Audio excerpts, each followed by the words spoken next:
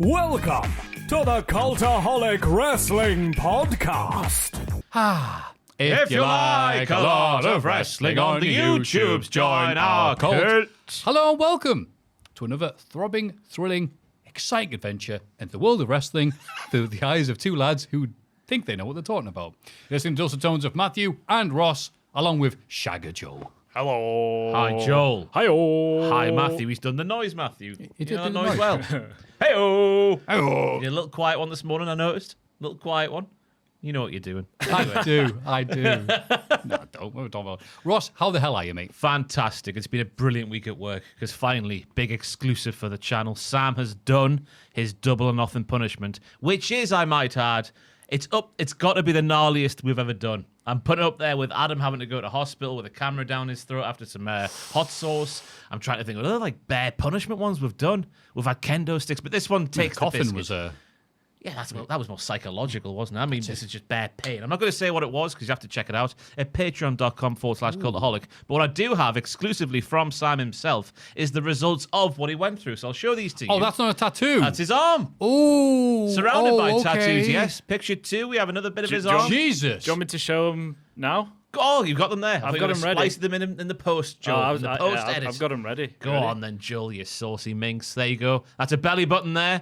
Oh. I mean, It was a belly button. You might be able to work it out from where the bruises are and how the bruises are forming. But I got some help because obviously I won that predictions competition. God. Got some help from a professional to help out with the punishment. It will be on the Patreon earliest Saturday, but if it's into next week, it's into next week because Owen has got one hell of an editing job on his hands. The editing is looking good as well. Oh, it's so. looking very nice. The indeed. colour on that is... I know. They look like cave paintings. It's a gnarly one. So yeah, we're in the driver era now.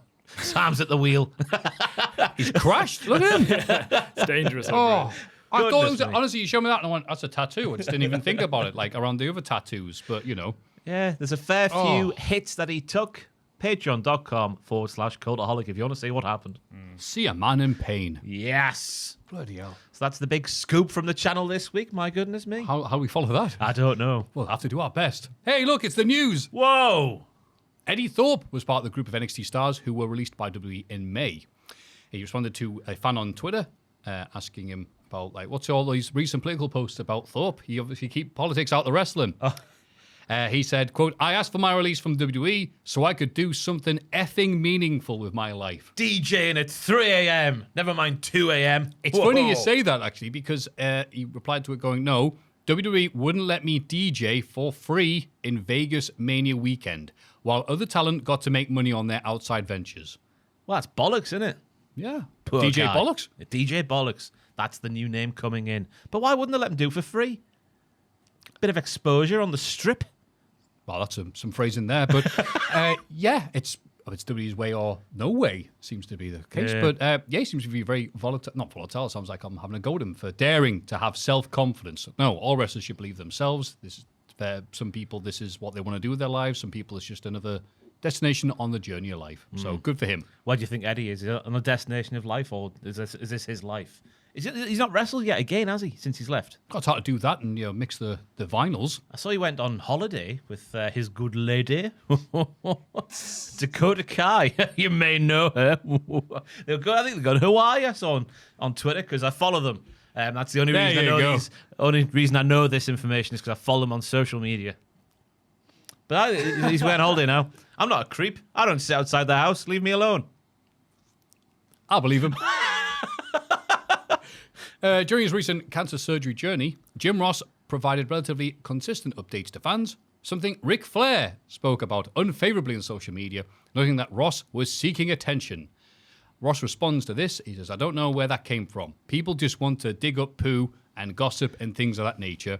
But no, I have no agenda, negative or positive with Rick. He knows I love him. He knows I respect him. I called some of his greatest matches, which I feel honored to do. So no, he and I are fine as far as I'm concerned. Did you mention poo on purpose there, Maffew? I'm just quoting the great man, but editing a word out so we can stay on the podcast. Just off the back of the other thing about Ric Flair that came out this week. I'm with you. There's that picture where he's at the bar with a couple of lovely ladies, and the lovely lady, who's about 45 to 55 years younger than Ric Flair, sat next to him. He just sort of sat like that. Moved away from the microphone. She's moved away from Rick. Right, because that went viral and people asking me about it. But I'm like, and it's like, but it's been denied or disproven. I'm like, it's a dude on Reddit misspelling his name going, did Ric Flair poo himself? And why would you And know suddenly the that's answer? like, yes, we confirm, we all know him. Dr. Maffew has Ric Flair's medical records.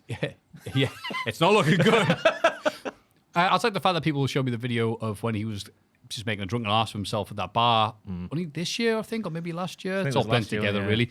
And someone, I think they got the AI-generated subtitles trying to translate slurry Rick's expressions. And he calls the guy a dickhead at one point, but it translates it to Egyptian.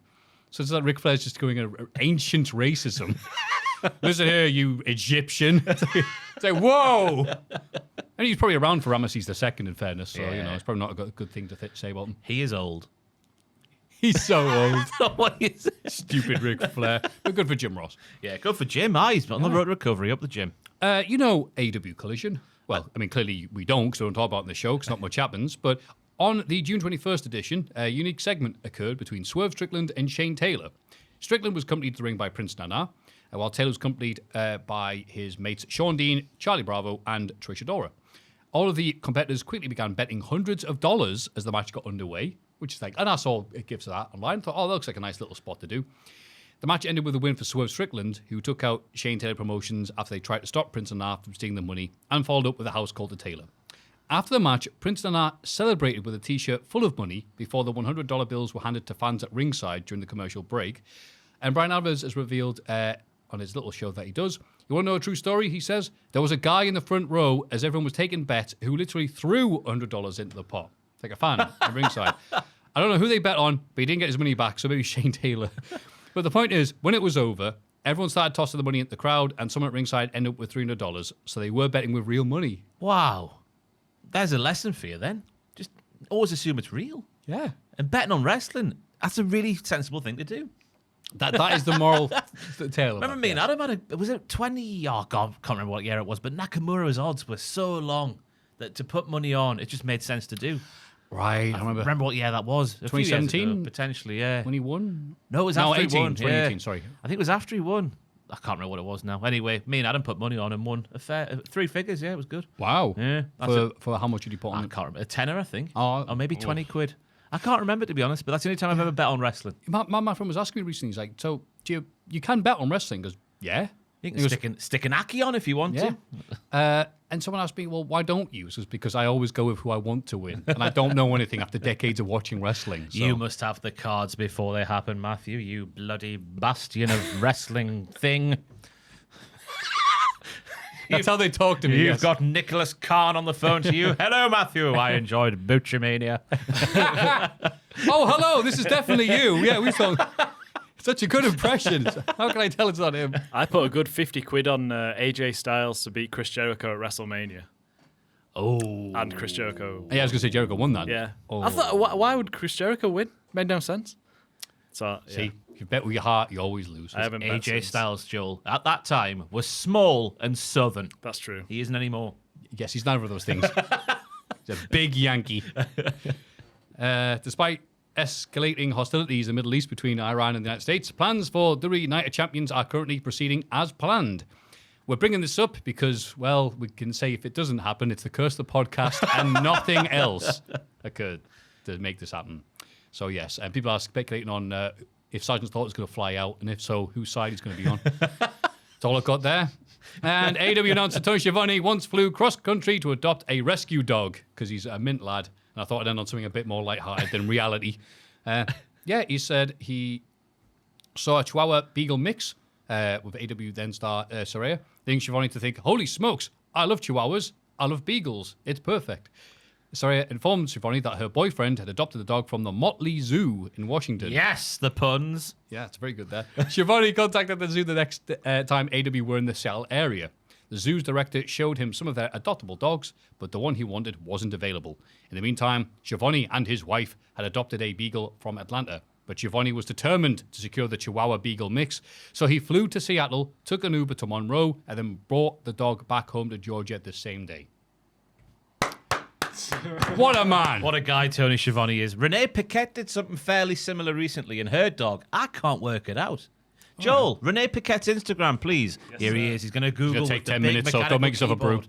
brute. Is he going to Google? No, he's gone straight in there with Renee Paquette Instagram. It's why we do this, so people learn and get better. He's learning, he's getting... And also take the piss. I'm getting there. But it's definitely got French Bulldog in there, I'll tell you that much. But the other part of it is now the internet stops working. Fantastic. The internet in here is very slow. What does a French bulldog sound like? Brett, I am oofed. Oof, oof. My God, the internet This really a title has just shot. shot all over us right here. We can't do anything nice. There we go. Award-winning 3 presentation. pictures have loaded in about 45 seconds there. It's really bad. The award-winning wrestling I don't know why media it's so company bad. with barely any internet. The router's In a just there. spare room. No, this is the main room, Maffew. It's not that one. That's Blue. That's Big Blue. Oh, I thought that was a burrito or something. I see it now. Right. She's had Blue for bare time. Keep What, going so- down. We're going to have to try and have the internet load like 12 to 24 pictures, I reckon. You're going to have this Will stuff it be prepared. able to do it? I don't know. The moment's now gone, so thanks very much, BT. Sorry, the internet went out, but she had to Is take it a on phone a- call. Is it on a story? Nah, it's on the Instagram page Oh, down why the have I bottom, done Joel. this? Why You have would I think in done this? 2025 you could do that sort of thing, but obviously not here at Cultaholic, so that's, No. that's that story ruined. In the outside world, it's 2025. All right, 2012 forever, baby. This is 2002. shocking, isn't it? I don't know why it's We need so to run bad down in the here. stairs with a white thing. Great times. Oh. There he is, getting hugged by another human. I assume that maybe is her. Now we have to wait 35 minutes for the thing to load because Joel clicked on it there. There's no point anymore. We'll just move on. No. Hall of Fame time, is You it? can- you Great. can see it there. Oh, this is a story. What an absolute shambles. Why? I can't get off What is it. I this? can't get off.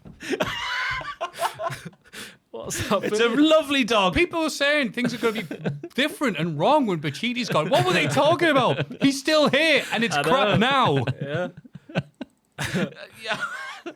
There we go. Yay! Right, that's the podcast. The Take care of worst yourself. picture you can pick of it, like you can't even see the thing. But I'd say very hairy French bulldogs. I don't know what's mixed with, but that's a great time wasted. Hall of Fame time now, is it? Bloody hell! Everybody get excited for the Cultaholic Hall of Fame! Hall of Fame time. Oh yeah. That segment we just saw will not be in it. In condescending order, The Strokes, 11%. Weird week, because obviously I didn't watch the podcast. I was on holiday. Why the hell would I waste my time doing that? So it's a weird week to see not one but 2 musical numbers make the Hall of Fame. We thought we had a theme going, and as you can see, it was cruelly derailed. Probably for the best. 9 Inch Nails, 12%. Ooh. Yeah. Bet Sam. That's the reason why Sam probably did the punishment, just to sacrifice the sins of those who didn't vote for 9 Inch Nails. Yeah, he's a goth. And Sami Zayn versus Nakamura from NXT TakeOver Dallas, 76%. Come It turns out on. wrestling will actually get a win sometimes. Who Not knew? every week, but some weeks. Yeah. So well done, you, Thank Shaggy you. Joel. Thank you. I was saying that might be my favourite match ever, Ross. Were you alive when that match happened? 2016, was Yeah, it? you're very, very young, aren't you? I am young. I am young. I am 9 years old. Yeah. So is it me? Ah, you're first. You are you, yes. You did You are I the am winner. me. Well done, mate. Hooray! I'm going to get back on the band train that we were on last week. Oh, how indie. 'Cause I saw the mainstream moment and I let it ship past. Oh, I wait, do wait. things when I want to.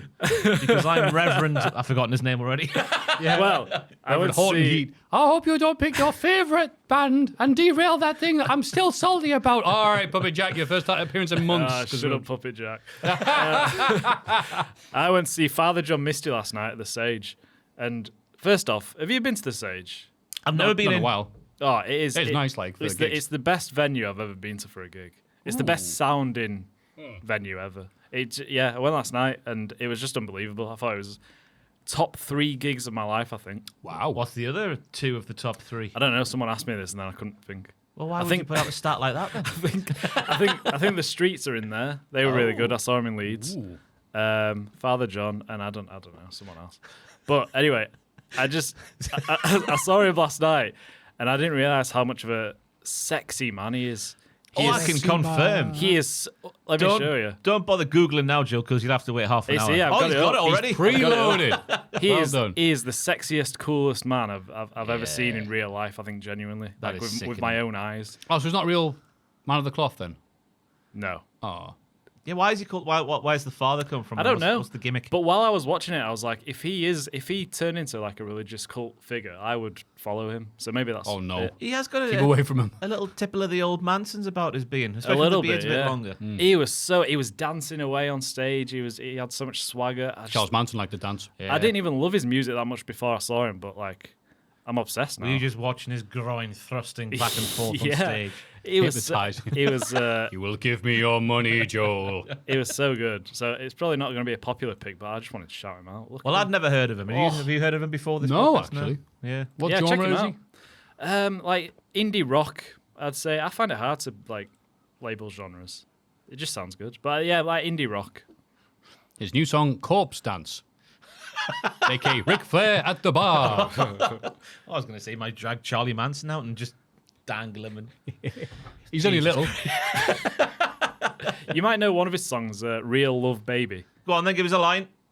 And sing the song. Real love, baby. You don't need to change me. I got real love, baby. Never heard of it. My heart. Yeah. Oh. Oh, right. Okay. Yeah. Yeah. I'm screeching to a halt when you started singing there. There you go. That's fine. Reese's Puffs. Reese's Puffs. Eat 'em up, eat 'em up, eat 'em up. Thank you very much for that pick there, Joel. Fantastic. welcome. I was second place. I mean, second by a long way, but still technically right. And I'm like, well, I hope something fun happens because I've not got much else to be talking about this week. It's just been a nice normal week. And this amazing post on Instagram has been doing the rounds online. So here's a screenshot of the band Pulp and a big caption that I will now read to you. Pulp in Birmingham last night. Was enjoying it immensely until Jarvis talked about when they played the NEC in 1998. He said at one point in the show he tried to pull a net of balloons from the ceiling, but it didn't work properly. Only one balloon fell out. He went on to describe how a woman at the front of the crowd had grabbed that sole balloon, and then he did a little impression of the woman, really enthusiastically waving the balloon around like a moron for the rest of the show. He summed it up saying it was the most humiliating experience of his life, and everyone laughed. I mean, he's not had much of a humiliating life if that's the most humiliating I was going to say, experience. yeah, it should be very helpful. Yeah. Ladies and gentlemen, that woman was 15-year-old me, and I know because it was me. I was a Pulp mega fan back then and would have done anything for Jarvis to acknowledge my existence. Now he's doing an impression of me looking like an effing dollop in front of an audience of thousands. Was absolutely mortified, but at least I didn't dress up as Rolf Harris for Celebrity Stars in Their Eyes 2002. Hey, that's Thumbs up emoji. That last bit's uncalled for. We didn't know in 2002. He knew. Jarvis knew. So, fan bloody tastic. Imagine going to a gig, decades of fact, someone's like, hey, you remember last time we had that dance like, ha ha. And the person going, yeah, it was me. Yeah. Yeah. God, that's going to spawn some kind of evil turn in her life now. Watch out, Jarvis. I think we've just seen it. And your cheese. No, I've got mixed up. He's not the cheese guy, is he? It's Alex. guy? What's he called? From Pulp. Alex. Bring. Oh, He does cheese. I know what you mean, yeah. Yeah. He makes cheese. Doesn't do cheese. No. I'm not talking about some kind of drug innuendo there. It would be funny, cheese as a drug. Cheese is enough of a drug as it is. Yeah. People are really into cheese. Get Oh, some God. mozzarella up your nostrils. Right. My goodness, That's what they do in, Yeah. their public life. What's he called? You must know, Joel. Who? Alex from Pulp. Alex Pulpman. No, Alex it's Pulpman. Alex James from Blur. Alex Blur. Thank you very much. He's from Not Blur. Pulp. Yeah. Well, one of them, whatever. They all look the makes same to me. cheese. So yeah, that's just going to a gig and be reminded of something you did years ago. Being reminded by a nice man from a nice band. Hey, we're carrying on the band theme from last week. Well, it ends now. Okay. There's Yeah, only one because thing- Ross wants to win. The fun is over. Only one thing I can nominate after yesterday's happenings, presuming hopefully the video goes up live over the weekend. Obviously, no shame in Owen if it doesn't, because it's one hell of a complex task that man has. But the durability of Sam Driver is all I'll say. That's my nomination for the Hall of Fame. It'll all make sense on the Patreon once the video goes live. But Sam did have a safe word. I'm a happy camper. He could have shouted if he wanted to stop the punishment at any moment, but he made it to the end. But we gagged him so he couldn't say it. I was expecting him to say it. I mean, the professional was expecting him to say it as well, and they gave away what he was doing there, but he didn't because he's a stubborn bastard. Oh, that's nice that we've moved away from Pachiti's fetishes being for the world to see, and now the driver keeping the torch going. What fetishes, Maffew? What are you talking He about? must love horse cum. I could pay for this myself. I could start up a wrestling media company. Get away with it. Hiding in plain You can sight. ask him just now before he goes, horse piss or cum, what's the bigger fetish? I reckon his last words are going to be like so long, farewell, P.S. I loved every minute of it. Thanks to the horse cum. So Driver's into Pain, fantastic. I'll get him something nice and horrible for his Christmas present then. Just get him a nail. Yeah, A 9-inch one. Hey. Stick it in his back. Yeah. Yeah, he'll really enjoy that. But yeah, the punishment's quite something. So just watch that first and then vote for my pick for the Hall of Fame. Wow. Yes. Fantastic. The durability of Sam Driver. Kissing ass already. Yeah. I'll be doing the same anyway, but I shove something horribly painful in Sam. Joel, your lovely pick was Father John Misty. Father John The Misty. sexiest man alive. Sexiest man alive. Ooh. He's not, though. Let's get that out there. Come on. I genuinely think who is then, Ross? the sexiest man alive. that you've seen in real life with your own eyes. Roman Reigns. Oh. Yeah, that's I've good seen him shout, twice. actually. Yeah, Didn't we? Hang on, we did this. Didn't I've seen Drew it. McIntyre win that bloody tournament we did? Or was No, it Roman won. I think it was Roman. Was it Roman and Adam Cole in the final? Yeah. Roman won. Adam Cole's dazzling. But he's a very attractive man, but not the pinnacle. Yeah, I did forget about Roman Reigns. I've He's seen like, him as well. if we're talking about Fuji, he's like the second peak. And Roman is Mr. Fuji. That's fair. Roman is Mr. Fuji. This is a wrestling podcast. Give him a little hat. He only wants you through salt in the eyes of the voters. Mine is The Pulp Story. Ooh. That just sounds rubbish, doesn't it? The Pulp Balloon Tale. Well, That's better. I had a good run. And Ross's is The Durability of Sam Driver. Correct. Fantastic. I can't wait to go to patreon.com/cultaholic and vote there. Because you know what else I can do other than vote, Ross? I don't know, Maffew. What can you do other than vote on the Patreon? You can become A producer. a producer. I forgot the name of them. Oh my god. Such as Reno 2200. From the future. with those mother effing guns. Noah Anderson. Anderson. Levi. Anderson. Thank you, Joel, you saucy devil. Levi LaRue. Goes in for the kill, and he does it for the damn thrill of it. Hopes you understand, so he does. Me and The Jack next were one. trying to do the style of delivery last week. And it's very hard to do. Jimmy Gillen. Gillan! Whoa! Man can There's get- not much room back there. It's so tight. It's like the edge of a cliff back here. A lot of wires. These are the last things on earth. Are you doing a Gillette impression? Tear of Grace. Feel those tears on your grace. No one else can feel them for you. Only Brexley can let them in. He likes cats. He bloody loves cats. He likes cats. And games. And helping out Cultaholic. That's his 3 fetishes in life. There you go. And games about cats. Kendrick Alltop. Hey now, Kendrick Alltop on the Patreon. The next line. Tay 2. Na na na na na na na na na na. Take two. Just dying of shame inside my feet. Is he? Oh. Me, I am. Josh Fair. It's coming on. It's coming on. It's coming on. It's coming on. It's fair. Oh, you go so early. Yeah, I was waiting for you to do your rubbish one. I know you were. You were disappointed immediately.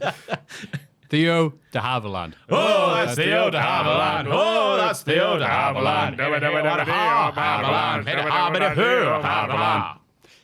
BS Loan 9003. What was it? Was it sorted last week? Yeah, Jack said one. I can't remember what it was. Oh, it's one of those rave songs. Oh God, what I like was so it? much. Oh, those rave it's gone. No, no. I can't remember what it was. Ecuador. I can't remember. Oh. BS Loan. BS Loan. What's that? In the year 3000. Busted. Yeah. How's that go? I said I've been to the BS Loan, year 9003. I will have an answer next week, B. Sloan. Don't you dare worry. These amateurs have let you down.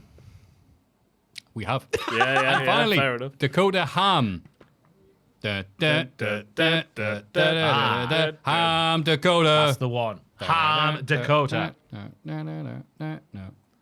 BS Sloan. I'm Dakota. Oh, it's gonna be B amazing. Sloan, sorry, not BS Sloan. You've got me brainwashed doing that. Yeah, but B. I think Sloan. Jack How dare you say I sang can't it in pronounce the BS name. Sloan.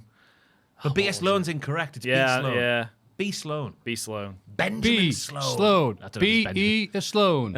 Hey! 9003. B. S. Sloan. B. S. Sloan. B. S. Is that a bit of 9003. Faith Nemo? Yes, it is. Well done. How many people know that? Some people associate with Manson. Charlie? Yeah, no, yeah, the worst. Only you, I'd say Manson. You go, Charlie. Yes. Thank you very much. Patreon.com/Cultaholic. This is This Week in the Wrestling. It's this bloody week in the wrestling. Ha! It wasn't Lasgo, was it? Alone? Is it?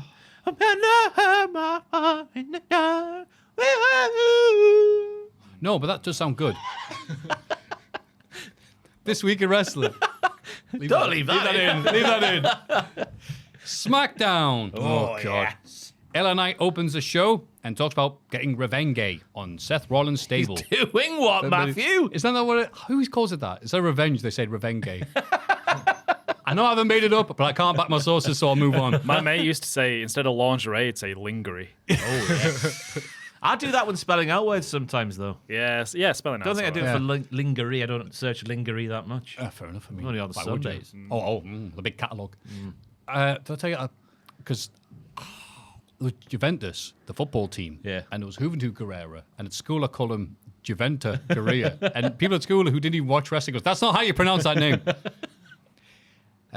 Screwed Braun and Bronson out of the King of the Ring. He wants to face Seth tonight, but Paul Heyman arrives instead. He claims to be the biggest fan of LA Knight in WWE, which is why he's warning him to leave town tonight, or something bad will happen to him.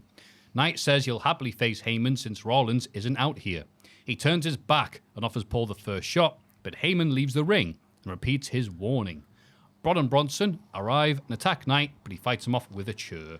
This feels like, because we know Triple H is never on social media and never does anything reactionary That's right, to certain things on social No, media. no. This feels like for maybe the only time this year so far Triple H did go on social media after Money in the Bank season was over. Maybe saw a couple of people go, what the hell's LA Knight got to do to get a title shot around here? And he's put in a title shot position because it looks like he's going to get a match with Rollins eventually that he'll never bloody win. Just to appease the fans, just to go, oh, he was in there, so, that'll do for you. Right. Yeah. Just enough to get a victory. Aye. I like when Heyman went, "Aye," in a very high-pitched camp manner, and the crowd yelled, "Aye," right back to him. Good old teenage voice break from 55, I'm going to assume. Yeah. Guess. I'm not even assuming anything, just guessing. Still making an ass of myself, though.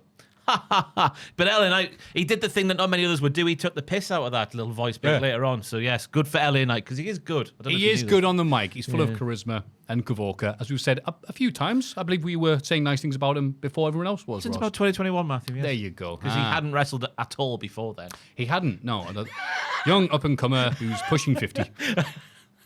Also, I've never heard the term mollywop until now.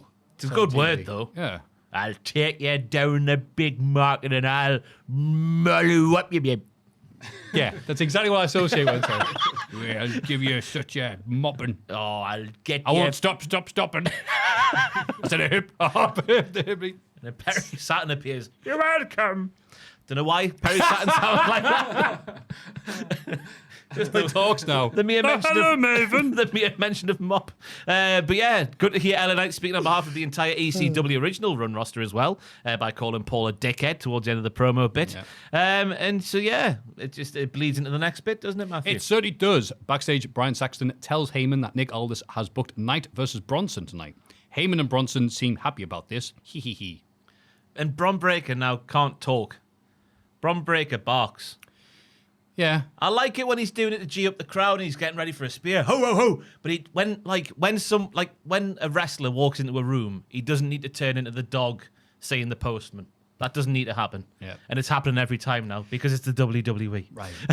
I get why they're having him do less talking because he's got Paul Heyman with him. It's like, well, he's just going to sound bad if he does try and do something. But barking. But it's every time we see him on screen now, he just goes, ho, ho, ho, ho. It's just like you look like a weapon. Yeah. You really do. I'm an actual dog now. Bron Breakker, actual dog. Asuka beats Alexa Bliss to With secure a a legal place. tan as well. We learned that this week. Oh, what tan? Illegal. Kevin Owens believes he should be sent to prison for having his tan that shade of... It is nuclear. Orange, yeah. He's like, you're not born that colour. You can't have it that colour. But, yeah. I mean, where did you go? Tunisia. All right. But I have to ration my... Because look at my hands. They're so freckly, aren't they? They are very freckly, yes. Lovely freckly hands. I have to ration my sunlight because I burn in wind in April in the UK. And it was like 37 out there. So I was doing like half an hour every sort of 2 or 3 hours. Yeah. Then back under me parasol. Book out. Let's go. Bless you, pal. Yeah. When we went to Egypt as kids, our dad, like the entire way there on the plane, he's just like, remember, you need to put on factor 1,000,000 when you go outside. Egypt is hot. And we're like, oh, really, Dad? Yeah, okay. Wow, I'll write that down. Egypt, hot. He's like, hey, come doing it. Even when you go in the pool, get out. You need to put it back on. We're like, all right, Dad, we hear you. We hear you. Fast forward. Day 1, night 1, Dad falls asleep on the bench next to the pool. He looked like a lobster the rest of the trip. And we're like, Dad, remember to put on your factor 100? And he's like, if I could move, I'd kill you. I thought you were going to say that, oh, well, we didn't listen to our dad and we just hopped in there. And I was going to set myself up for a little joke there that you were drowning in denial. Oh! And it didn't happen. I'm devastated about that. But I need to let it out. It's like a sneeze. It's good, though. So I've let the line out there. People are applauding at home. If we stop now, we could hear them. No matter where they are, what they're doing. See? As if I magic. But I wish I could be one of those people that just get out there at like 8 o'clock in the morning after breakfast, put a layer of sun cream on, and then just sit there the entire day. I would love to be that person. I am sadly one of those people. It's very hard for me to tan. I went to Egypt for 2 weeks, came back, and people went, Egypt where? Is there an Egypt in Wales? I don't understand. You look exactly the same, mate. Anyway, so then Asuka beat Alexa Bliss to secure a place in the Queen of the Ring final. Asuka gets her old theme back, which is good. Down with the Deaf Rebel continues. We will not stop until they fall. A good match. Both lasses looking like they haven't lost a step in their respective times away. I like the moment where Alexa Bliss was going for Twisted Bliss. She saw Asuka playing possum. Then Asuka played possum on top of the potential possum in order to get a hold in, which was very good Kavorka for me. Lots of possums, and it did work. It's nice to get a little moment. Dame like Edna that. Everidge is here. Oh, yeah. God. Possum? She did say that. Good impression, that. I'm happy with that one, even though it was still terrible. Great. We could do accurate impressions of the people. Only 3 people listening to this will know. And I saw, obviously, Twitter going wild because Alexa Bliss kind of evades the impact of Empress Impact. The arse to the face is called now. Yeah. I can't. It looked fine to me watching in real time. You had to go back and look at it very closely to see that she sort of went meh before the impact came. So, yeah, Empress Impact is the new name of the running arse. Yeah. Yeah. Empress Impact. Empress Did Impact. I really say that? Yeah. I'll call it the flying butt here in my notes. I guess we know what it means. Yeah, the fan classic here. No noise, and then this is awesome chance because it went on for 10 minutes. Yeah. Yeah, a bit of a dead crowd, but it was just nice to see, like last time on SmackDown, Alexa Bliss, was it Money in the Bank? Alexa Bliss, like, she's back to wrestling. Yeah. She's back to able to do the things that she's able to do. Yeah. Good. That bump she took at Money in the Bank on the sideways ladder, where she just landed full rib cage first rather than getting a little foot down instead. Suits her, sir. B-Fab and Mission are impressed with Asuka's win.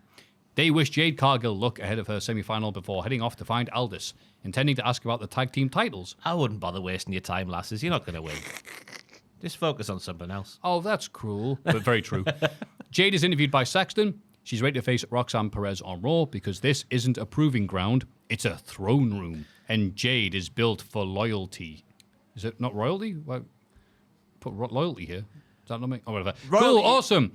Jade isn't in the tournament just to win. She's in it to reign. Wow, sick. I thought there was very Charlotte Flairish of Jade Cargill to speak about, this isn't where you come to prove yourself. This is where you come to sit on toilets or whatever she says. Yeah, Dewey likes the wordplay thing, don't they? Because Roxanne has done a lot more. If you look at like career statistics and championship wins on Wikipedia, Roxanne's is a lot more full than Jade's. I know Jade had a good run in AEW, but so far in the WWE, in this business we call professional wrestling, Maffew. I've only just realised that because you're right. What are you looking at? Sorry. Yeah. By the way, we're right next to the editors, so I just saw like one of the editors going, "Is this okay?" And it cuts over Fraser and little Andrew going, "Yay!" over a picture of Brutus Beefcake. So I'm not sure if that'll see the end of the day, but like, yeah. Yeah, it's a big glass door, so it is quite So I am distracting. looking at Ross, but it's just like, I'm not getting distracted, but what the hell is that? Anyway, yeah, I didn't notice or realize, like, Jade, like, this is where you need to make your name. And it's like, excuse me? It's like when AJ Styles and Kurt Angle were in TNA, and Angle was doing the you're not as experienced as I am, and AJ everyone had to go point out, like, no, AJ's been wrestling way longer than you, Kurt. Like, it's, you know. Was he? I thought it was just assumed that AJ. How far did AJ start before that tag team on WCW? I forgot. With Air. Oh, yeah, he'd been doing it for Air Paris. Air Paris. That's the one. I was about to go Air Francis. Which is close, but not really. Not really. That'd be a good name, wouldn't it? I'm Francis, and I'm from Paris. Vavavoom. Yeah, I don't know the difference, but yeah, AJ was the veteran compared to Angle. But it was just funny because obviously he's been a... Mate, what the hell was that? What's going on It's not today? distracting the slightest doing this here. Sorry, we'll get a big curtain. Yeah, Jade built for loyalty and royalty. Whatever. Chelsea Green and the Secret Hervis mock Bliss for losing. They argue until Charlotte Flair interrupts because she wants to face Chelsea tonight. The heels rush off to try and get the match cancelled. Bliss tells Charlotte she doesn't need her help. Flair says she wasn't trying to help. Oh, I don't really care. No, I do, Maffew, because I want this Ice Queen herself, Charlotte Flair, to be broken. To melt. Oh, sorry. No, just to be hit with a hammer and Oh, that'd be nice. I think by that as well. Alexa to get rid of the outer shell of frozenness. This makes complete sense, doesn't it? Because Alexa Bliss can be her friend. Because Bliss wants to be her friend for her own gain. Charlotte doesn't think she needs Bliss to be her friend because she is Charlotte Flair and does quite well on her own. Something's got to give, Maffew. And I can't wait to see where it goes. Did we do the storyline with Piper Niven a while ago? And who? Wasn't it Alexa Bliss? I don't know. No, who was Piper Niven teaming up with? And it was like, she's only using you. And they were Eva like, Marie. That's when she got the name Dewdrop. No, but she clearly hated her. But then they have a... I know what I'm talking about, but I can't remember the rest involved. But Piper Niven was like, nah, I'm just using you. And then just became friends. Oh. We thought we were like teasing something. It's like, no, we're just friends now because we need women in the tag team I cannot division. recall at all what you're talking about. Again, once again, Matthew was right, but he can't back his sources, so he'll just take the L and move on. But yeah, I don't really care about this feud yet. Aleister Black makes his entrance to take on Kit Wilson because his mate is injured. Elton. That's right, his mate Elton. But Ron Killings attacks Kit to make him feel better about his mate not being there and beats him down. Killings calls out John Cena and puts Kit in the STF until road agents drag him away. He's ushered to the back, passing an annoyed Aleister Black on the ramp. Yeah.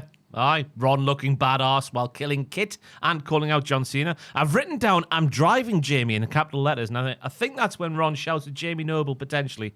But it's bad note taken on my part. So I don't know why I brought it up. But Damian Priest is the voice of reason, Maffew. That's what we've learned here. We have, sadly, yes. Yes. Because Jamie Noble tries unsuccessfully to calm Ron down backstage. Aleister Black wonders why Truth is getting involved in his business. But Ron says it's nothing personal. They have a stare down until Damian Priest slides fabulously into frame. Should have done it like Penta. Woo! He convinces Aleister to leave it, and the spooky man does leave it. Priest says Ron can't just go around beating people up. He used to make the world smile. He should concentrate all his anger on John Cena, and they can celebrate afterwards. Ugh. What a loser. Oh, he's just telling his friend to not do the thing, but do the thing slightly differently, but still do the thing. That's what friends are for. No, friends are go on, you can take it, mate. Go on. He just thinks he's big. Go on, you jump off that bridge, Ron. Go on, man. Gravity's for nonsense. Cody Rhodes makes his entrance, but Jey Uso interrupts. I mean, we're not floating around, Maffew. Just off the back of your comment there. You go, yes. That would mean me and Maffew are both nonsense. Aha. Jay says they've been in the trenches together, and they've both reached the mountaintop. But on Raw, there's only room for one of them. It's nothing personal, though. They shake hands, and Sami Zayn arrives. He's happy to be sharing the ring with two great friends, but he's the only one never to have won a world title. He's proud of them both, but now it's time for Sami to finish his story. Randy Orton interrupts. There's no line he won't cross to win the tournament and get another shot at Cena. Please, God, no, I've written. He respects everybody in the ring, and he knows Sami will be world champ one day soon, but it won't be at SummerSlam. Their semi-final is next. Ooh. The Jay and Cody bit, at the time, obviously, we've had Raw since then, so it's since proven to be untrue. But I thought the point of Cody going out there and not getting a word in, and then Jay coming out there and getting a bigger pop than Cody did, was for Jay to be shown to be upstaging Cody with maybe a little dash of potential heel turn in there for Cody Rhodes. But it didn't happen. It didn't, yeah. So another fed herring, as Jack might say. And then when Sammy comes out, Cody whispered something in Jay's ear. So I was thinking, did he go like, "I'll kill you if you do that again, buddy lad. You better not cut me off again. I'm Cody Rhodes." Right. But we'll never know because they had just a straight up wrestling match on Raw, and that wasn't really developed any further. They did actually enhance the audio, and he went, "Who's this?" Sammy's saying, cheers." With that music and that beard and that hair. Yeah. Who is it? It could be anybody. It was hard to appreciate Jay's entrance without Cole and Pat yelling about cum, but I managed because I'm a professional. Would have been better if I could say the word. Anyway, the segment was nothing but filler. Crowd liked it, but I wasn't there just because the idea of them teasing Randy versus Cena again. I'm like, no. One time was fine. Don't do that to me. I mean, it's obviously going to be fantastic in the arena when you're there to yeet not once but twice. Yes. But it's getting a bit much for just a solely television viewer to happen every show. Right. Once a week's fine. I must be a happy ace because yeeting does nothing for me right now. Ooh. Towards the end of the match, Sammy reverses an RKO attempt, and then he charges directly into an RKO. Womp, womp, womp. Orton wins clean and advances to the King of the Ring final, which is a bit of a shock until Raw and everyone else got a bit straightened out. Yeah, what does this mean for Sammy finishing his story, Maffew? Well, he's got a new story now. Thanks to a legitimate injury, I should say. The report is now out there. Wasn't Dom going, I don't want to go to Saudi Arabia. So he says. Apparently it's a rib injury, is the report from a news. Yeah, he's pulling a rib on WWE. I thought Sami Zayn, though, in this match here was looking really jacked baby. Oh, yeah. I thought he's leaned out good and proper, so he has. And he was using his mittens like Gunter would use his mittens. Orton runs away like... What? Orton running away from what we like to call in the trade ring sting. So what I've done there is I've talked about Sammy using his mittens like Gunter, so the chop. Yes. The ring sting caused by the chops, and that's what makes Sammy... Ring sting. Yeah. Oh. Nothing to do with the bum hole. No. Remember when you would play cow hits when you were a child with a football where you have to bend over and someone would kick the ball at your bottom? That would be like ring sting. Was that a game or a punishment? It was a game. Well, punishment after a game. It was always after Wembley singles. Jill, do you remember Wembley singles when you were younger? No. Oh my goodness. I remember Dairy Lee singles. The same. A little bit different. What's a Wembley single? You'd have Explain to the people at home. You have one goal. You have one goalkeeper. You yeah. have like, I don't know, 4, 5, 6 outfield players. Yeah. You're fighting for yourself. You've got to score a goal to go through to the next round. Last one to score, last one who doesn't score gets knocked out. Right. The punishment will then be cow hits, where you have to bend over and everyone just kicks the ball at your arse as hard as you can. We did that punishment, yeah. What would you call Wembley singles then? I don't think we played that. Oh. We played from like Yorkshire. we played heads and V's. Heads and volleys. volleys. Yeah. Classic game. Classic times. Fun. Getting old's rubbish. And Kirby. Oh, Kirbsy. Love yeah, Kirby. Kirbsy, yeah. put We a call Z it in Kirby because we're like the big pink thing. We called it Kirby. Kirbsy. Yeah. You don't want to get sued. Don't get mixed up with Martin Kirby, of course. Oh, of course not. Yeah. We just wander around when we saw kids. But yeah, this match between Sammy and Randall turned into a proper ding-dong. I've written down Triple H must have taken Elden Ring off Randy and told him you'll only have it back if you break a sweat now, which he did, so he got his game back. Right, all right, once a year I can do. Nice finish with the failed RKO attempt followed up with the immediately successful one. And it just makes you wonder, Maffew. I'll ask it again. What about Sammy's story? Oh, that's it. I mean, that's Karen Cross has got a point. It's like, keep on acting like that. Your story will not be finished. This is another Triple H looking at social media and going, ha, we'll appease them with this. Carrion's not going to win, is he? Just going to get the match on the card. Good for him, by the way. Well, he hasn't re-signed, though, so I mean, I could see this as the last stand, even though he is getting great pops for doing nothing. Yeah. So he's got himself on the highway to hell. Because I saw on Instagram last night, again, because I just follow Rhea Ripley on Instagram like millions of people do around the world. I'm not a stalker. She put... getting distracted by the glass shattering. It was a picture of herself and someone else of the wrestling, right? I can't remember who it was. And the song at the top was Highway to Hell, ECDC. They're on the plane going to Saudi Arabia. Choice song. Oh, I hadn't thought of it like that. Yeah. He's just a big Spike Dudley fan because he'd use that in ECW. And who can blame him? Yeah, lovely moments like the haluva kick into a scoop slam and the crowd biting in the Blue Thunder counter of the RKO, especially with Joe yelling about the tides of combat, the ebb and flow. Ebb and flow. Zayn dodging the RKO once to then only run into it directly. So I got that prediction wrong last week because I are dumb podcaster. But I had a lot of fun being incorrect. Really good match. Sorry to talk over you. What were you saying? I was just saying that that thing was a good wrestler. I can't remember. It's Stephen Flow. Yeah, Ebb and Flow is a good wrestler. Oh, wow, you managed to load that up in less than 3 minutes. It's Damien Priest also in the picture, and the song I can't confirm is Highway to Hell. And they're on a plane. Yes, go to Saudi Arabia. Highway to Hell. Where else would they be going? On Wednesday this week. Well, I mean, yeah. With replies turned off. I don't know if that's a normal thing that Rhea Ripley does, but only people she follows can reply. Such as Archer of Infamy, which is Damien Priest. He put, "We are back." Love heart hands thing. No, that's not Hurricane Helms. Hurricanita? Who's that? I don't know. Whatever. Pete Rosenberg put clappy hands, because of course he did. Oh, wait, and there's Triple H saying delete this. Fair enough. Anyway, yeah. Wait, is that what plane are they on? That's supposed to be first class. It's hard to tell. It looks like... Maffew, they've got islands in the middle of them.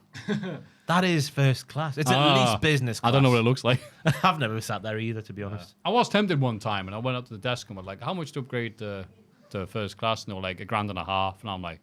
Did Tom Segura appear? Get back to where you belong! You poor... Shoo! Have you seen my watch? How many Ferraris do you own? Peasant. I worked from the bottom with my rich dad. Anyway, moving on. Nia Jax comes out for a promo. Tiff Stratz used her when she first came to the main roster, and the only thanks Nia received was a betrayal. Now that's a shocking revelation, Maffew. Is Because it? one would assume that Nia would get Tiffany under the wing, not Tiffany willingly going under the wing of Nia. Yeah, it's not how you do Shocking. it. Shocking. Now Tiff has Nia's title. Stratton interrupts, and her promo was written by a 45-year-old man. Oh, yeah, Tiff's still not good at promos. Newsflash, get over it. All the kids talk to say the news. hand. No one's listening. Could I be any worse on the microphone? Nia wants a rematch, and Tiff gives her one next week with a last woman standing stipulation. Nia attacks Tiff and beats her down. It kind of sounded like that. What the hell's going on out there? She talks trash to the announce team while Naomi makes her entrance. She tries to cash in, but Nia pulls her out the ring. They argue until Tiff recovers and drop kicks them into each other. The champion stands. I enjoyed the I'm piss taken out of Nia's 5-head. Didn't expect that to be said, but it was said. And I went, That's a good laugh. I believe you laughed exactly like that. one of 100 fake cash-ins were on the board. Let's go. And then, why would Nia Jax be asked? I'm asking the question, Maffew. Because surely she thinks she could more easily beat Naomi than she could Tiffany Stratton, just based off recent history. I guess I just put blah, blah, blah. Nia versus Tiff again. Blah, blah, blah. Naomi teases briefcase. Blah, blah, blah. Check my emails. Blah, blah, blah. Do some stretches. Newsflash. Blah, blah, blah. Who wrote Blah, that? blah, blah. World War III. When did anyone over the age of 9, say, newsflash? Yeah, you've got mail. You suck. That's just in the doctor's. Newsflash. Yeah. You've got AIDS. Why have I gone that way? That would be a funny way to do it. If I was a doctor.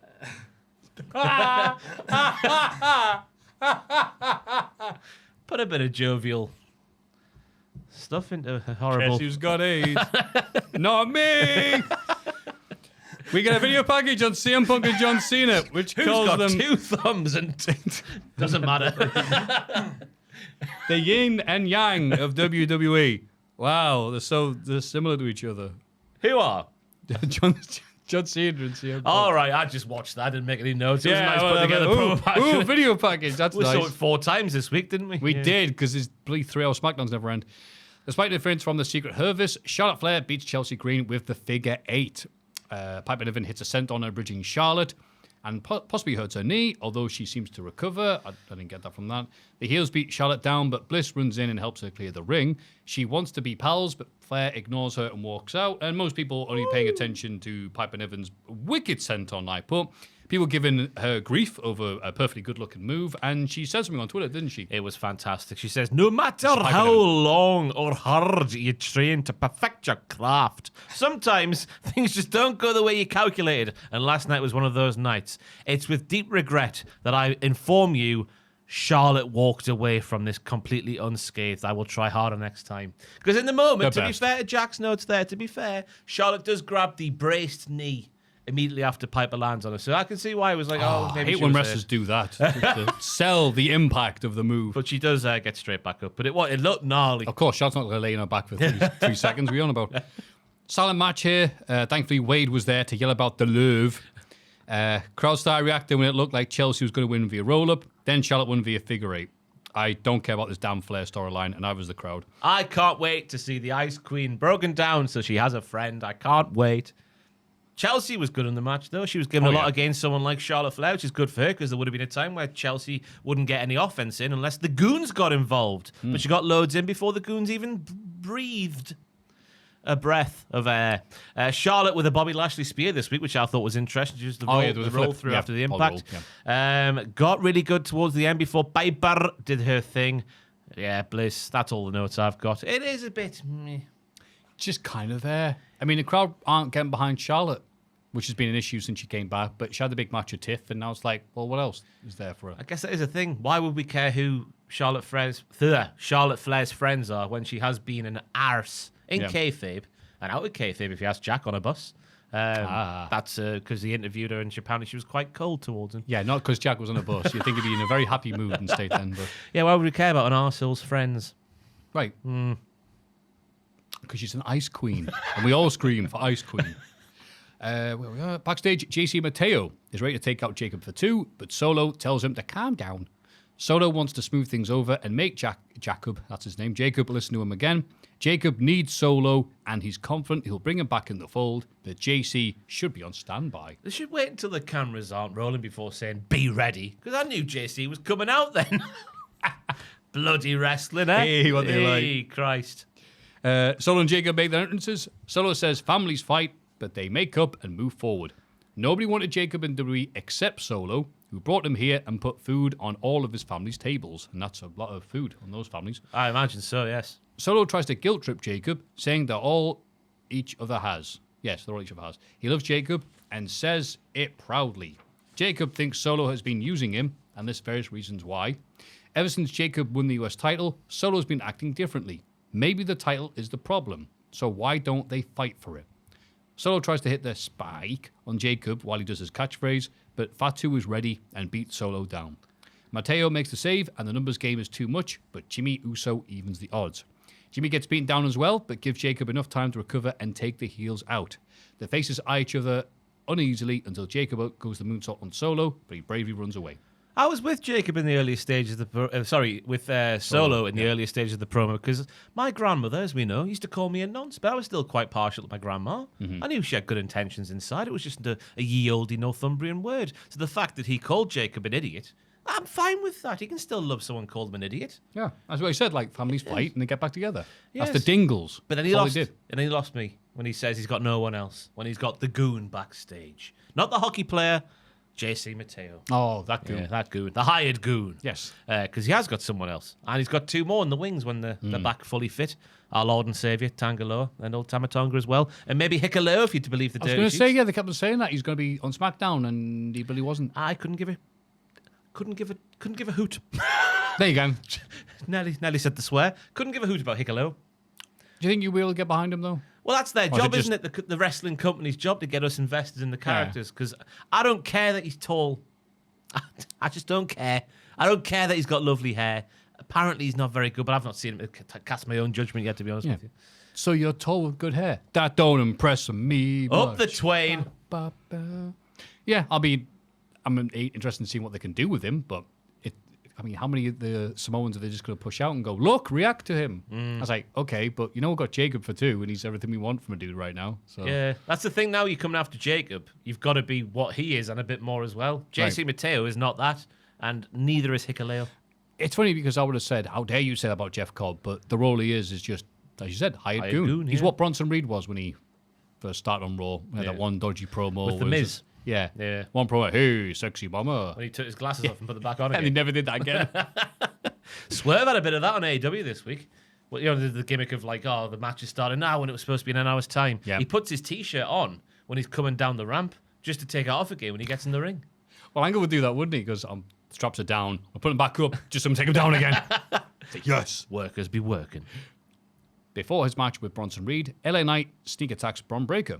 Knight gets the upper hand in the match, so Breakker hits him with a spear for the DQ. Braun hits him with the spear after the bell, and Reed hits several tsunamis. I was getting ready to write Ron Seal down, Maffew, because it was just a littler man in retrospect, in relativity. That's the word I'm looking for, relativity. Doing moves as and when he could against a far bigger man, and the far bigger man dealing with the offense. But then LA Knight starts whapping out rare moves like his springboard crossbody to the floor to get the bigger man off his feet. How often does he do that? Not very often, I'll tell you. And I'm shocked the match ended in the way it did. I cannot believe Bron Breakker got involved when he was at ringside. I simply cannot believe my eyes. It's like a big signpost of match going, all right, you want me to get invested after we've seen this. But it makes sense just to extend the storyline, which Triple H does love doing, because he wants all the stuff that occur after the Saudi trip. And so this was just kind of there. Wasn't necessarily bad, but it was also kind of there at the same time. It's interesting. Do you reckon there's a chance that maybe LA Knight was like, I don't fancy doing that Saudi show, so we'll do the injury angle. But Mr. Punk not getting a bonus was revealed this week. That was stunning news. Yes, it was. He must be getting one. There's no way he's not, like... There must be a certain level on the card you get to where that just built into your contract thing for Saudi then just doesn't exist, and you do get a little bit of a... Because it's a different dilemma. It's like, okay, I won't go to Saudi. Wait, how much? Oh, well, I mean, if they're paying me that much, sure. But then it's like, they're not... Yeah, Jericho's the one who said he got 6 figures for the Battle Royal. Rumble, yeah. Yeah, the Rumble, yeah. But to say that, no, I'm just going because I love the company. Like, oh, well, that's completely different, mate. Cena was right at the end of the show. Oh, yes. Backstage, Jacob Fatu is all fired up. When is he not? He confirms that Aldis has booked a match between himself and Solo for the US title at Night of Champions. Wow, so there's one. There is 2 altogether. a Night of Champions, yeah. Night of Champs. Yeah, he's going to dog walk Solo's ass in Saudi. By God. He's got a family. Doesn't that sound like a really pedestrian thing to do? I'm going to dog walk you. I mean, you don't go quick with your dog. Oh, it depends what dog you've got, I think. When Smithy gets going, I can't stop him. He's like a horse. What breed is Smithy? Golden Retriever. The biggest one, yeah. dog I've ever seen in my life. He's not the biggest dog. He's got a massive head, though. His head, honestly, is like that. A big-headed dog. You put your hands on his head like that. You're just sweet Hans. I am Hans. No, I'm off the Peep Show now. Yeah, put your hands on his head at that angle. It's like that's where it stops. It's a big... Oh. Big crow. And does the dog like it when you do that? Oh, yes. Remind the dog how big he is? Yes. Oh, yes. Yeah. But he's scared. He's scared of little dogs. He's a funny dog, is Smithy. It's so funny when you see dogs like that. Because little dogs will be like, let me tell you something, brother. And they start doing promos on big dogs. Big dogs, I don't want any of this. No. Another dog who's like the same size or bigger than him comes up and he's like, let's play with you. But a little dog comes up and what he does, he stands still and he freezes. And the little dog does circles like a shark. And then eventually Smithy just darts out the way. It's very, very funny to watch. Yeah. Bless him. Idiot. Oh, he's an idiot. That's why I like him. Great guy. John Cena tries to walk out for his match against Ron Killings, but Ron chases him down on the ramp, so Cena hits him with the title belt for a DQ. He measures him for another belt shot, but CM Punk saves the day. They brawl in the ring, and Punk tries to hit Cena with the belt, but is met with a low blow. Cena hits Punk with the belt and puts him through the Slim Jim table. He sits him on the top turnbuckle with a microphone. I'll make it a separate segment. Yeah, the match was just kind of there. I was a bit annoyed that they did it like, oh, this is hopefully building up to another match, right? That's what I was thinking as well, because there is, if it's done right, there is still lots of investment in a Ron Killings title shot against John Cena for the actual title. Right. A Night of Champ. Oh, well, I guess John's busy, isn't he? Yeah. But then it gets good, I think. Cena quotes the pipe bomb promo, but not as good.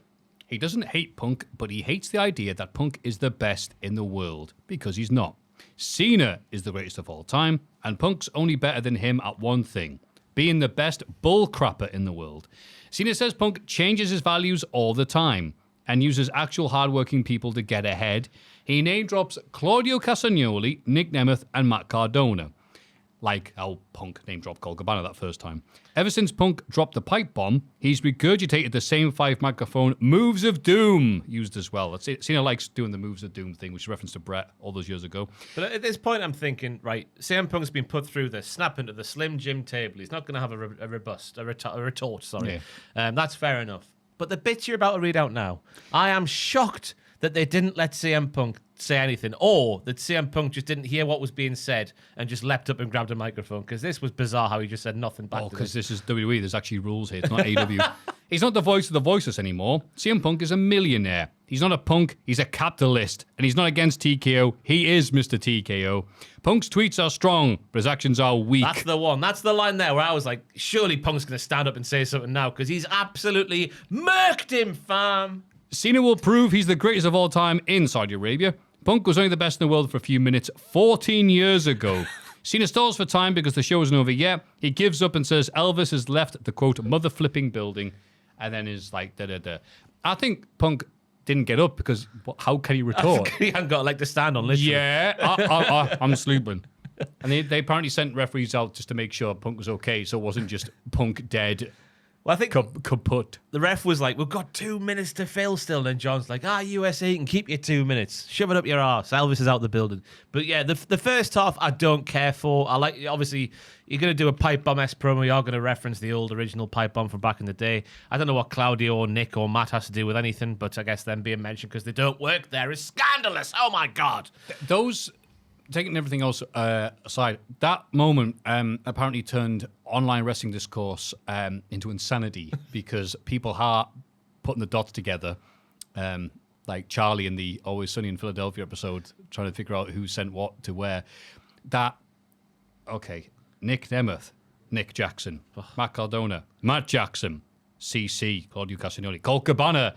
I'm like, why would Punk be name-dropping them? Sorry, Cena name-dropped them after he said Punk used actual hard-working people to get ahead. He famously did not work the Young Bucks. his dog bit. No, it's not his bit. It's a Steel bit Kenny Omega. That's as close as we got an interaction between the Elite and Punk. So that doesn't work for me. I had people on Twitch come up to me and just saying the nuttiest. Kids say the nuttiest things, but with no Barrymore. Just to say, because these are people that Punk held down or didn't put over when he had the chance to. And I'm like, I'm pretty sure it wasn't up to Punk to lose the title or put any of these guys over. That's some hard putting things together there. It's been a hot time for podcasters and people just say anything to get attention this past week just because of that. Like, no, I think he just name dropped some people to play with what Punk said. Yeah. All those years ago. I would like to see if there was a list of names that were like on the bit of paper before Claudio and Nick and Matt Cardona, if like Nick and Matt Jackson's actual names are on there and it was vetoed. But then again, Vito was on the list. Jesse goes all the way up. Johnny the Bull. My mother's sandwiches. WCW 2000 Super Bowl, you love it. What was I going to say? I've forgotten now. I would like to see what names are on there. I was going to say something else, I've forgotten now. Yeah. Matt Cardona was very happy about this. Apparently he was wrestling at the time this promo was on, because of course he is. So he's been very happy name-dropping Cena and going, Cena said my name, which I'm like, yeah. I think it was just Cena saying some names of people that he liked. And don't work there, yeah.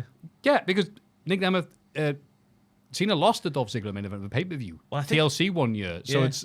There was so many people going, no, it's in reference to this.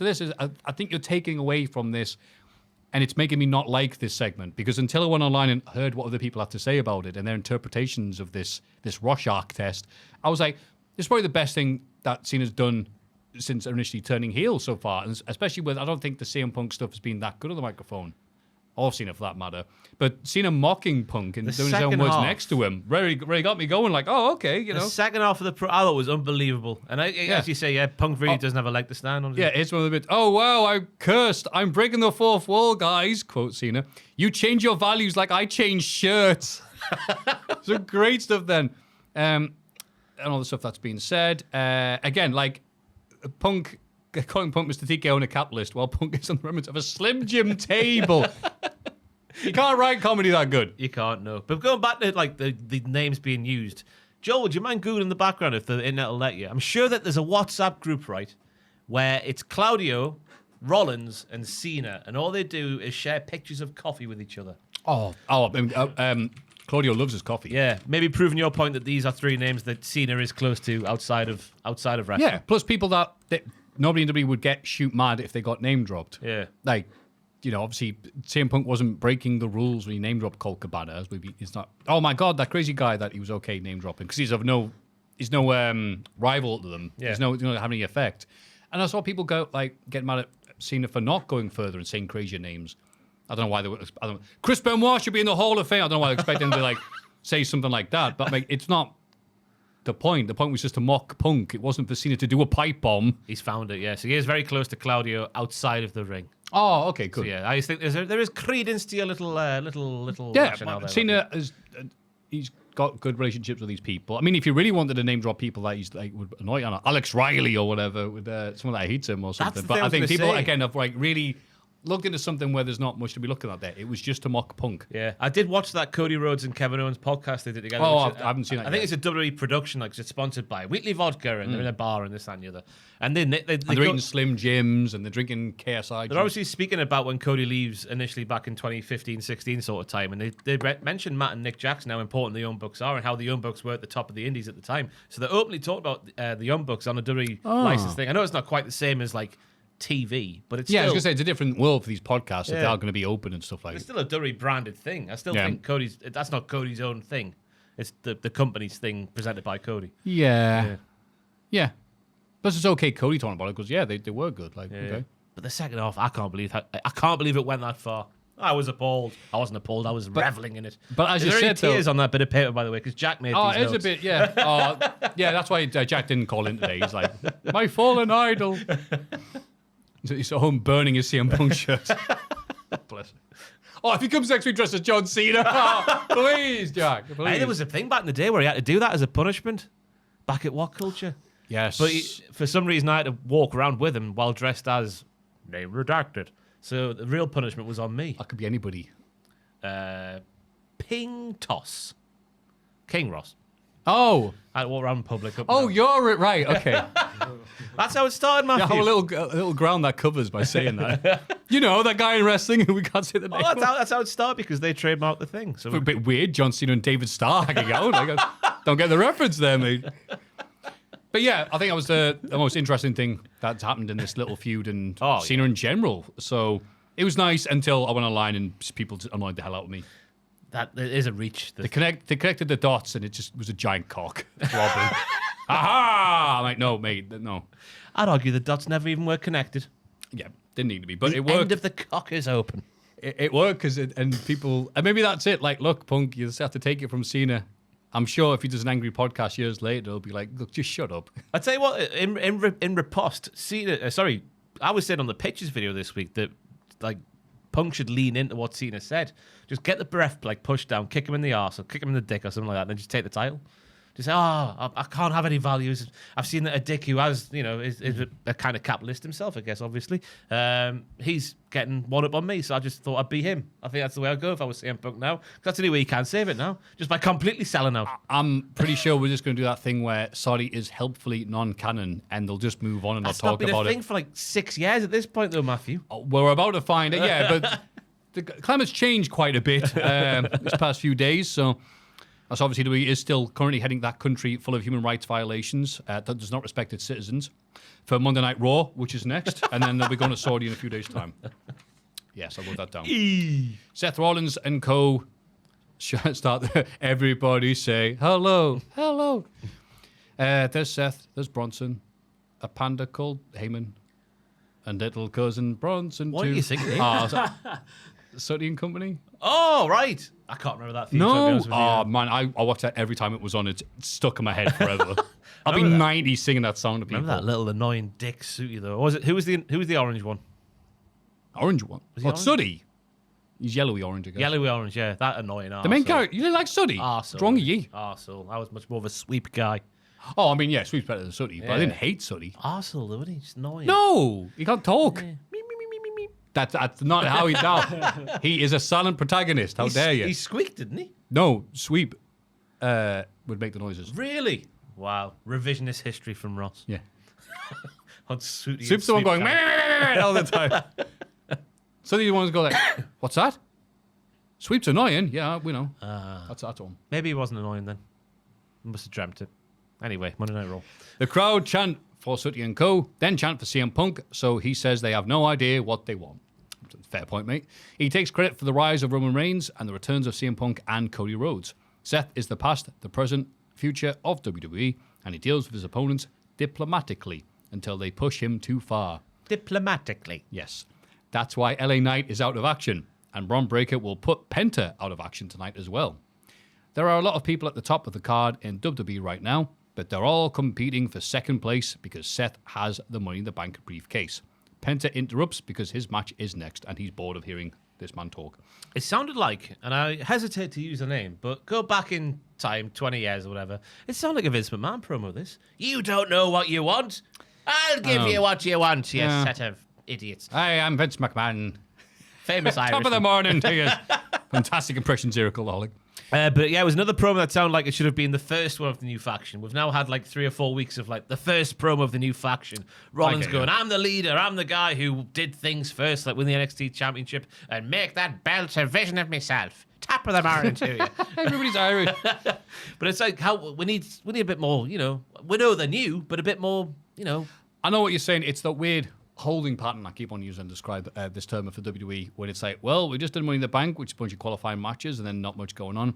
And then it's Saudi Arabia, where we're just going to wait for this time to pass, and then we'll do the stuff. And Hopefully. I think that's why we're getting these. Hi, I'm Seth Rollins. Yeah. You might know me from such world title reigns as... Hi, my name is Seth, and my name is Bronson. Hi, I'm Braun. I'm Catherine and Katrina. Yeah. What was that thing back in the day with the dancing children? Dancing children. Dancing children. Hi, my name is Jeffrey, and my name... Whatever. It was a meme. It was a thing. Hi, my name's Katrina, and my name is Jane. I'm not going wild. It was a thing. Speaking of names, we now know that Paul is called the Oracle, because Rollins calls him the Oracle. Because I saw the trademark news on Twitter this week, and everyone was going, wow, that's the name of the faction. Seth calls Paul the Oracle. He's gone from Wise Man to Oracle, which coincidentally is my name for Pierce here at Cultaholic. Oh, why is that? Because he knows everything. Can you ask him about the dancing kids? I doubt Pierce will know that one. Some Oracle. Is Pierce down with the memes there, Joel? Yeah, I think he is, yeah. Have you not seen this meme? Hi, my name's Katrina. And my name is Phil. And then they dance. Yeah. I'm not too sure what you're on about. Hey, my name is Meme. Don't give me Eminem. There Yay! you go. Who else remember this old Vine Lamau? Oh, Exactly. it's a Vine. Oh, we're really going back. Oh, God. These kids are on coke. Oh, I can't play it because I'm an adult without TikTok. Oh, well. It's for the best. Oh, well. Yeah, okay. Kids on cocaine. Braun beats Penta with a spear in midair. Seth tells Penta, stay out of his way. He does. He says it he's like an erupting volcano. Again, he is doing Vince McMahon. You're right. Fantastic impersonations once again. Lovely roll through high knee from Bron Breakker. He really is one of a kind because he did a roll through like RVD would do for the Rolling Thunder, but he did knee instead of a thing. One of them. Ow. Oh. Spear off the springboard off the ropes. A wonderful finish, but it did look like Bron went head first into it, which obviously I hope he's all right, but I imagine he's got a very hard head because he's Bron Breakker. And dogs are durable. Dogs are durable. Maybe that's why he's barking now. Just too many collisions to the head. Oh, I know about that. God. Yeah. Terrible times. He really is the new Goldberg, as people have been saying. Yeah, this was a nice little match to start off Raw. And no doubt that Penta was losing, but losing for the right reasons. I saw some people get upset about Penta is just another guy. I'm like, yeah, but what a guy he is. What a guy. What a guy. The greatest guy. Yeah. But it did feel like the handbrake was on Penta in this match, and it was all about making Bron look as good as Bron can be. Which makes sense. Yeah. Someone's got to win, someone's got to lose. And the fans did bark. So it's like, we like you, Penta, but obviously the dog is barking. Woof, woof, Did he woof. take his boots off? Those dogs are barking. That's what Americans say when they take their shoes off. About their feet. Yeah, the dogs are barking. Are your feet dogs? You have to ask Americans. I don't know. Let us know in the comments down below. I keep looking over there. Because for 4 years the camera's been there. Now it's over there. Yeah. Hi, It's a weird everyone. setup. And I'm just looking at a screen, like you can't see me. I can't see your face, no. Yeah, it's a bit strange. That was always the highlight of the podcast, Yeah. Joe, looking at your little face. Yeah, Oh. now you see the top of your head, like that lad from Home Improvement, the neighbour. We never see his face. Never seen him. No, I Never don't seen know. Home Improvement? No. Oh, it was pretty good crap. Pretty good crap. Yeah. Sometimes that's what you want from a TV show. But you go see his neighbour Wilson, and he's always be over the fence. So he'd be like, you just see that like this. Like, oh, hello, Tim. Like the Chad. Or Ted, Remember the Chad from first school? Was that part of your first school curricula? Oh, the go over the fence. The Chad is on the run, Maybe not. then. trying to work things out. What? Look out! He's got a song. Yeah, little man. The Chad is on. The Chad. It was very jazzy. No. I thought I knew what Yes. you were talking about there. I'm completely lost. Can't remember what he did, the old Chad, but he did. What he things. wants, I imagine. Well, he's trying to find things out, I guess. Probably like how butter's made or something. I don't know. What you do in first school. Okay. My name is the Chad. I know how butter is made. Sounds like a Raw promo, doesn't it? It was on Channel 4 this week, a program. A man, he had a barrel which was like a butter churner. I think that's what it's called. He's like, oh, it was like looking at Andrew in about 40 years' time. It was incredible. He's just like, oh, bloody hell, I'd love to make some butter, but my bloody barrel's broken, so I'm going to go and get my barrel fixed. This was a television show for half an hour. So he goes and gets his barrel fixed by a very muscular man. It was quite erotic, let me tell you, because he's just doing it with his bare hands. Bang! And it just magically appears as like a barrel churner. And he starts going with the milk and the flour, whatever he put in butter is in there. He's just sitting there turning the wrangler. And he goes, well, I've been sat here for 2 hours now, and the butter should just be about ready. So he's been sat there 2 hours? 2 hours doing that. And he looks inside, and it's about 85-90% complete. He's like, oh, bloody hell, I better get back to it then. And that's It's on Channel 4. That's what television is now in 2025. What time of the day was this on? Oh, like prime 3 time. a.m. Prime time. Oh, I was watching OD. I can't remember what thing it was on. It was on a streaming service. Did it have a Channel 4 name? Like the man who was obsessed with butter? Old Man Butter. That's something to do with Yorkshire. It's all about like living in Yorkshire. That's what everyone in Yorkshire does. They don't have modern day things like phones. Yeah. They have 18th century butter churners. They don't have math. they have slate. Hey, Yorkshire. We got a recap of Liv Morgan's injury last week, the very real injury. Backstage, Adam Pearce tells AJ Styles that Dominic Mysterio is injured, meaning their IC title match at Night of Champions is off. Did he strain his mustache?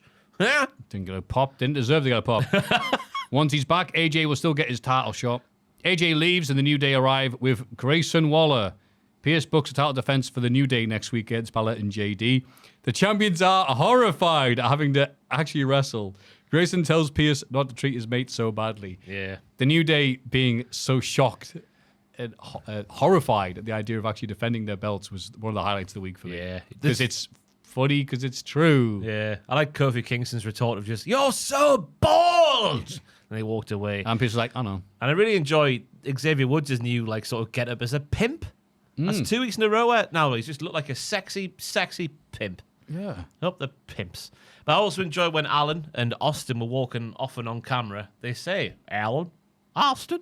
I've done it the wrong way around. Austin, Alan. Nope, did it the wrong way around. Alan more is time. AJ Styles. So it would be Xavier Woods saying to AJ Styles, Alan.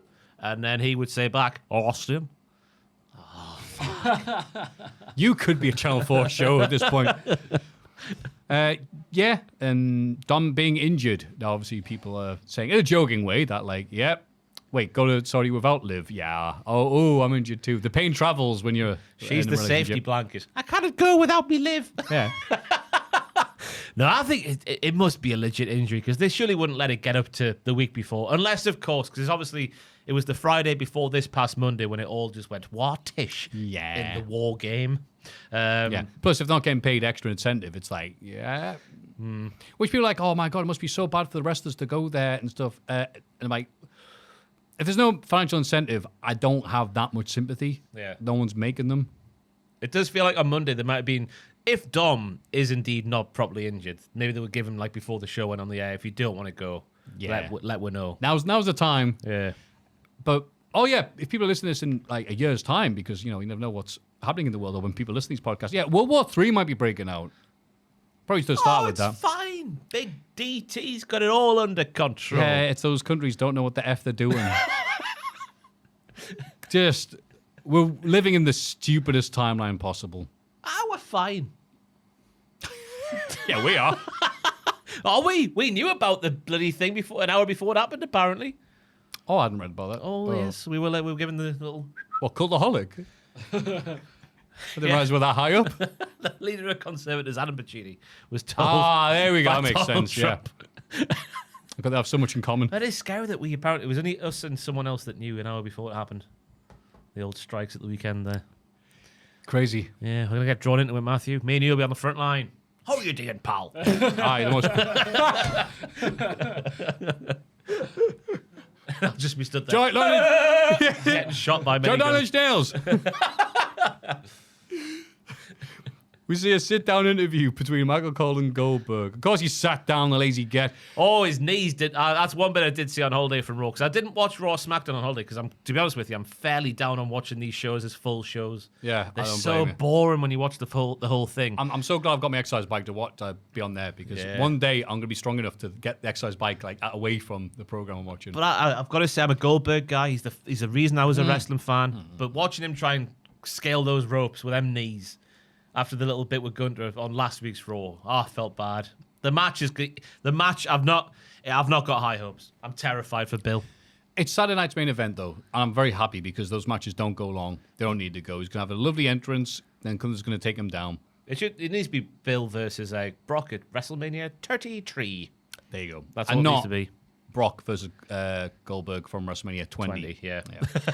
Will they learn from the Undertaker match at Saudi? Let's find out.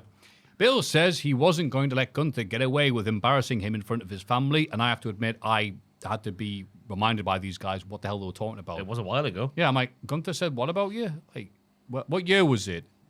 You waited all this time to say something? It was a brilliant promo, though, wasn't it? Because you're like, Bill, you're a big inspiration, but my favorite wrestler ever is Bret the Hitman Hart. I'm sure that was the I thought it was the other way around. Was it the other way around? Yeah, Brett was like, Oh, was that when Bret was there? Oh, I'm getting it all That's mixed what I up. thought he was talking about. Like, you insulted my family and whatever, and, What Gunther's we like, well, why are you here then? There's long-term wrestling storytelling, and I can't even deal with it when it's that long. Yeah. God, I need short-term stuff. Especially when someone's trying to act hard. No one says that to me. He says, I have for a year, mate.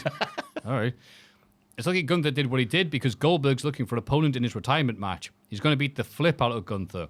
Back at the announce table, Cole says this is definitely Goldberg's last match. If he wins the title, it will be an interesting dilemma. That was the one question I was asking, because it was all... Well, first and foremost, I didn't realize that Bill was 58 now. Goodness me, that's very close to 60. And also, he says retirement match himself out of his own mouth, so I was like, oh, well, that gave the finish away then. So I'm glad that Michael Cole did a little bit of cleaning up there. A little dustpan and brush action from Michael Cole. He'll need it for Goldberg's match as well. When his bones disintegrate. No, that's harsh.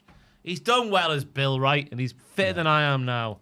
Yeah. And he's Do you know who's next, Goldberg? Father Time. He's only 58, not 88. I don't want to hear from him. He's not allegedly pooping himself in bars right now. He might when he wrestles Gunther. The JD are sad about Liv's injury. Balor tries to cheer them up like a dick. Dom is still IC champ. Roxanne is going to win Queen of the Ring. Finn and JD will win the tag titles next week. And Raquel still has the women's tag belts too. Raquel points out that Pierce and Aldis still haven't made a decision on the women's tag belts. Finn tells her to stop complaining so much, and she gets angry. Balor redirects her anger towards Rhea Ripley, and Raquel says she'll get revenge on Rhea tonight. Dom is still sad about Liv. Finn makes him wish Roxanne luck ahead of her match. He's being very Father Dick Byrne at the minute for me. Oh, I really hate Father Dick Byrne. Yeah, he's just being very good as an arsehole, isn't he? Yep. He knows what he's doing. He's trying to split the JD up. But I think the Liv injury might actually work in the favour of the storyline. I was thinking that, yeah. From here on out, surely Raquel will, it plays out later on, doesn't it? Raquel will get very comfortable with, Raquel will get very comfortable with Roxanne. Yep. Liv will come back as the jealous lover. Then they'll Yep. fight each other and Finn will laugh. Yeah. It'll all Liv will work out. turn face because she pretty much is a face anyway. So. And Dom will go with her because he can't go anywhere without her. Yeah, exactly.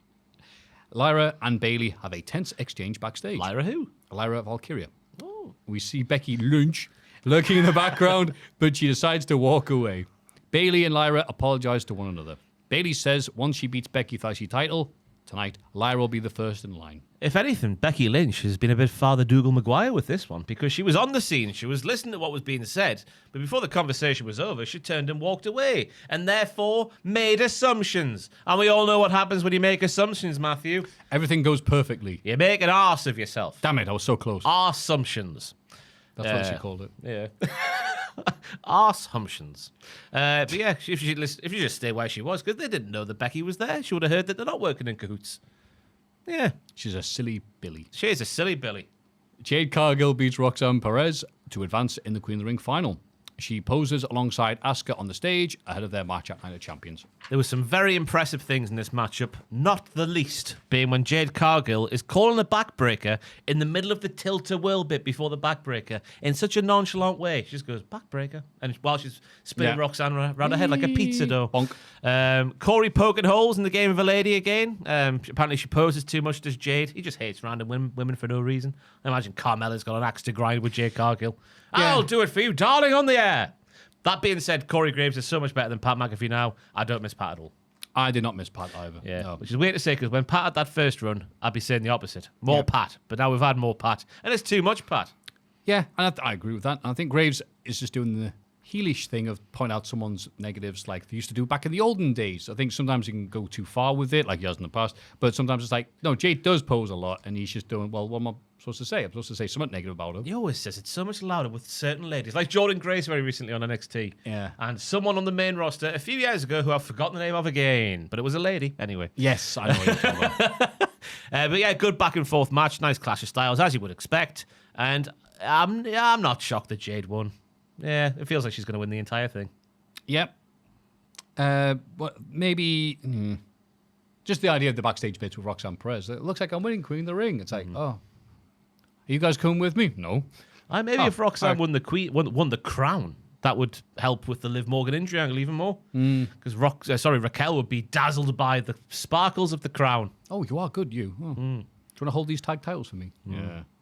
Backstage, Sheamus tells Natalya and Maxine Dupree they'd make great women's tag team champs. He feels like he tells them the same thing every week. Yeah, they need to wrestle at some point, don't they? Rusev turns up and glares at Tozawa. Alpha Academy leave, and Rusev says Sheamus' friendly nature is all an act. Sheamus replies that he's his own man now. Dog. Rusev was always the most embarrassing and egotistical member of the League of Nations. Now that is a terrible thing to say. Yeah, when Del Rio was in that group. Bloody Del Rio. Sheamus thinks it's about time they face each other one-on-one. Rusev seems pleased. Good. Again, if it hadn't been for Police Audio, you've had this on some of the show by now, but... I just can't wait to see the two lads smack each other because they're good friends outside the ring, and that always means they'll hit each other a little bit more than if they didn't know each other that well. So Exactly. Slap meat, young warriors. Yeah. And also, I can't wait to see the Dungeon Dolls get involved in the wrestlings. That's the tag team name of Natalya and Maxine Dupree, Maffew. The Dungeon Dolls. Which is a good name. But also, if you didn't know, just sounds a bit saucy, doesn't it? It does a bit. Yeah. Maybe that's just because we're giant perverts at this point, but... Oh! Exactly. Speak for Making noises yourself. like that, Ross.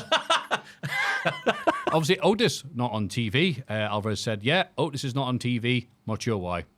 Thanks, Alvarez. Much appreciated there.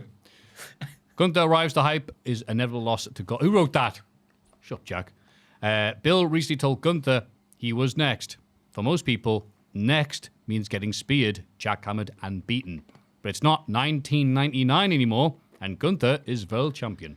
Gunther is a 58-year-old one-trick pony. He's unfit to lace Gunther's boots. He apologizes in advance to Bill's family. He's going to kill the myth of Goldberg once and for all.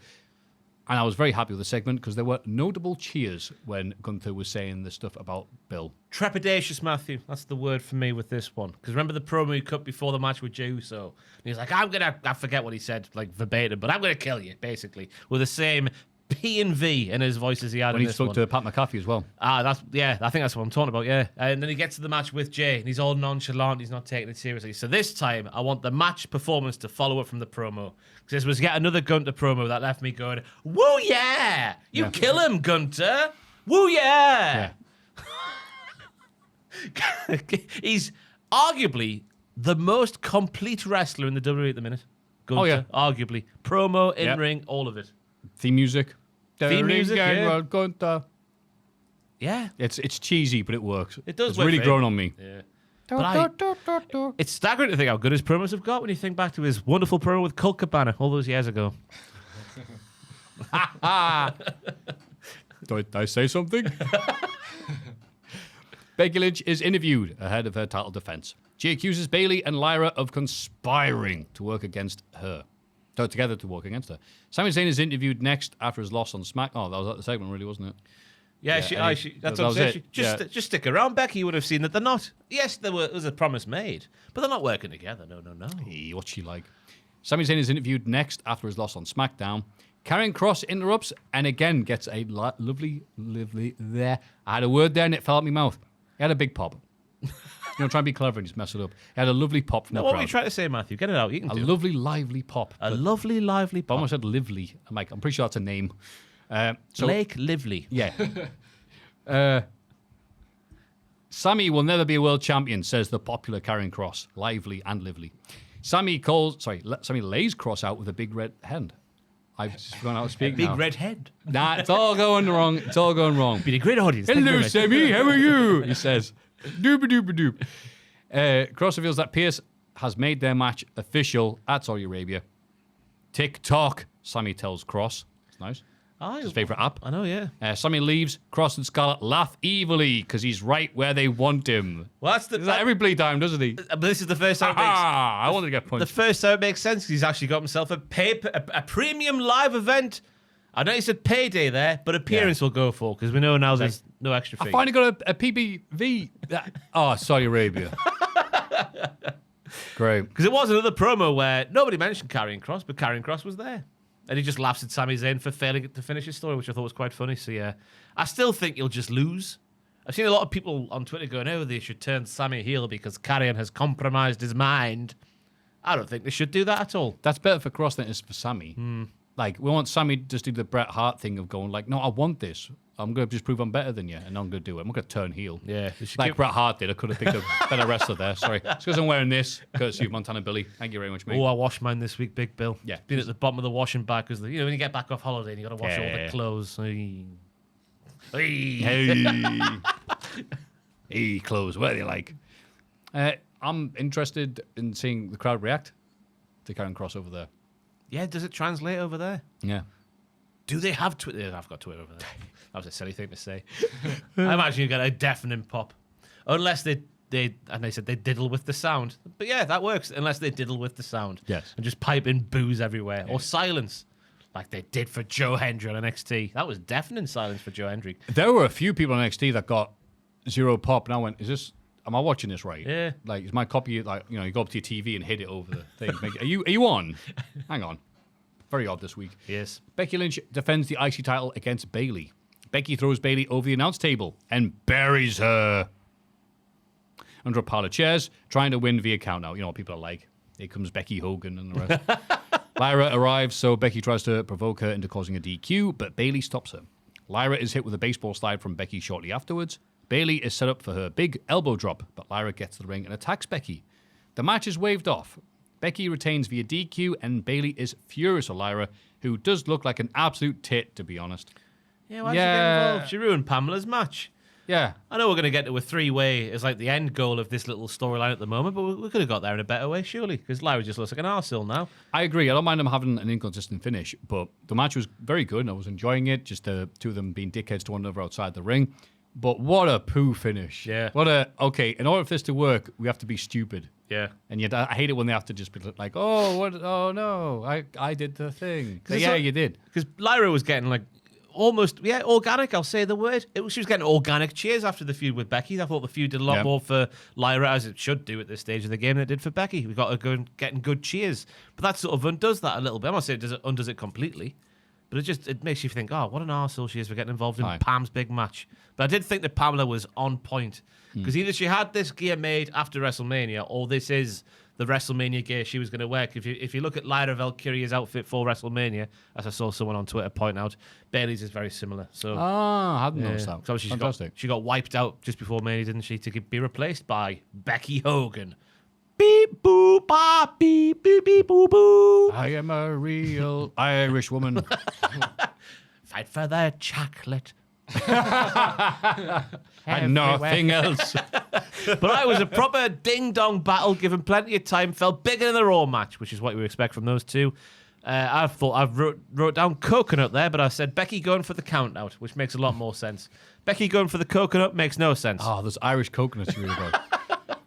Backstage, Chad Gable says Ivy Nile has always been his favourite student. She should have had more success recently, but Stephanie Vacui, as she's known on Raw, has been in her way. He suggests she wipes Steph out completely. Gable mocks a passing Penta for losing to Braun earlier. Penta warns him to stop. Gable tries a cheap shot, but Penta ducks it and lays him out with a super kick. He breaks Chad's arm It's ushered away by officials, and that is us saying goodbye to Chad for a while, because apparently he's injured. I don't know how he could have been bloody injured, given that they were working him to the bone What at are you on one about? point. It's two different men. Oh, yeah, right. There's not a chance damn that it, no. Chad could work under a mask. Sorry, Chad could work without the mask first on that Saturday night, that fateful Saturday night. Yes, that's where right. They had Money in the Bank. After Different nipples. We've gone over this. different areolas. Huge on Americano. It's just like smaller on Chad. No one likes a bragging. Yes. But yeah, there's no chance it could be the same guy. But No. I think it must be his arm, because he had his arm taped up for a while, hasn't he? Yeah. So. Yeah, all the best to Chad in his surgery. I enjoyed his little inflections on words. Have I said that word right? Inflections. Inflections. I am inflection. Yeah, Ziggler. Inflection. Just the way he's like, it was my pleasure. Just says that randomly out of nowhere. That's the kind of Sammy Wow Wow we love from Chad Gable. We really do. But Ludwig Kaiser is also alive and well, is the other headline news from this segment, because he stood in the background while Chad is writhing in pain on the floor. That's all good he's to done hear. on Raw in weeks. Yep. What are they doing with him? Just stand there, look sexy. It's good money if you can get it. Raquel Rodriguez cuts a promo in the ring. She says some bad things about Rhea Ripley in Spanish before calling her out. Rhea arrives and they brawl. Ripley gets the upper hand and tries to put Raquel through a table, but Roxanne runs in and to save her stablemate. Ripley You ends could up... say that Roxanne put on the red light. Stop! Yeah. Ripley ends up going through the table. And a triumphant Raquel gives Perez a little hug. After the break, Rhea is absolutely fine despite going through the table, so she's better than CM Punk. She demands a match against Raquel, and Pierce makes it a street fight. And here's an impression of Liv Morgan watching this unfold on television at home. Stop it, will you? Ah, that's my friend. That's what she said. The storyline continues, Maffew. The main event is the big face versus face semi-final between Cody and Jay. After several false finishes, Cody wins with an avalanche Cody cutter and a crossroads. After a bit of a stare down, they hug it out and Jay raises Cody's hand. Oh, so that on SmackDown meant nothing. How Yes. dare we let our minds wander as professional Moron. wrestling fans. But Cody using a lot more cutters than normal because he's facing Randy Orton next and he wants to send a message to the Viper, Maffew. Cody going for a Kimura? He's not done that since he beat Name Redacted, not King Ross. Another one called Brock Lesnar. Apparently. Oh, what could that mean? Is Brock Lesnar coming back? No, he's not. So why did he do a Kimura? Is he facing Wendy Chu? Is it Wendy Chu? Does the Kimura in NXT? Oh, Thea Hale. Thea Hale. Sorry. Oh, there you go. Yeah. Goodness me, getting everyone mixed up. And here's a sentence I've written down in italics, which means in my vernacular to read this out in full. So I'll do that, Maffew. Those who say Jay can't wrestle must be feeling silly because this was a well-worked television main event that was given time to tell the story of the homework being done on each other, but also hints of Orton to show the Viper they know him well as well to be ready for the fight. It is hot in here. Rubbish, isn't it? But are people still saying that Jey Uso is a bad wrestler? Of course they are. But I think it's people who would say that if he was Kenny Omega, but in a Kenny Omega vessel inside of a Jey Uso skin. Ooh, that's an interesting image you portray. So that's Robbie Williams, Kenny Omega. Yeah, I was going to say, Rip his skin off, rock DJ, and and then stick his flesh inside a Jey Uso skin. yeah. They would still say rubbish. Eating ain't easy. Yeah. That was a very good LA Knight impression, by Thank the you way. very much. You're burping as you're talking. But you're right. I don't understand people. I don't understand a lot of people now because these damn kids and their internets and their memes and stuff like that, especially the dancing children on coke you were showing us before. This was a fabulous encounter. Face versus face. It's very hard to pull that off because sometimes it can cancel itself out. But no, here, they're both treated like equals. Yes. And obviously, it was like, oh, okay. Do I know who's going to win this then if it's going to go down? Like, oh. Well, it's another one of my pitches, Maffew. I was saying Cody should punt Orton in the face, right? Just get that edge back that he lost at WrestleMania. Because he could kill Kevin Owens in January or February, whatever the Rumble was. Yep. Then he couldn't do it a little teeny tiny Travis Scott. Ooh, I would hit you. I wouldn't mess with him. Yeah. I saw that bloody documentary on Netflix. I don't know why I'm laughing. It was a tragedy. Sorry to all of those affected by the tragedy. I've made a mess of that one. Anyway, we'll move on. But get that edge back and kick Orton in the face. It wipes Orton out till WrestleMania, where Cody takes the title from John Cena. Then a heel Orton comes back for vengeance on Cody. Then you get a good storyline with Cody and Randy with all the history Yeah, there. I like the idea of heel Orton because right now he's just, hi, it's me. But is he capable of being booed now? Because it's just Randy, isn't it? Just fun time Randy. That is a good point. Damn it. Yeah, I'm contradicting myself here because he has been perma over close to a decade now. Yeah. When was the last time it was a heel? The Jeff Hardy feud. Authority Orton? That was like 2014. 14, yeah. They had that feud with Jeff Hardy where he was booed, but even then it was still kind of equal. Oh, with the Hell in the Cell. spike. Yeah. Put a ladder through your ear. What a match. Yeah, was that 17 or later? That was 18 or 19, I forget. Oh my God. But anyway, so we're talking a long time ago. But can I think you make it work? Yeah. Comes out and goes, I can play video games better than you. I play Elden Ring. You all play Fortnite. Bunch of babies. That's what we need, the Randy Orton Open Challenge. I don't know how long it takes to do an Elden Ring. Is it one of those games just goes on forever? Oh, yeah. Not like a FIFA, where you can put it at 6 It's minutes. not a FIFA, 6 minutes and a half. Yeah. 12 minutes of Elden Ring, the Randy Orton Open Challenge. Oh, there's matches where Lawler would commentate as he was beating up a dude in the ring. He's there playing on the big screen. Yeah, all right, he's playing this. All right, hang on, snap there. Hang on. He was funny on Twitter this week, going about his free healthcare in Canada. Oh, that muppet. You might have to be a citizen of Canada to get that, Jerry. Yes. If you don't know, go watch this in years later. Lawler was mocking Canada for, apparently you guys have free healthcare, but I had to pay $20,000 for whatever I had. The King of Memphis, King Canada. of Memphis. Memphis. What a doilum. Do you want to have a piss, Matthew?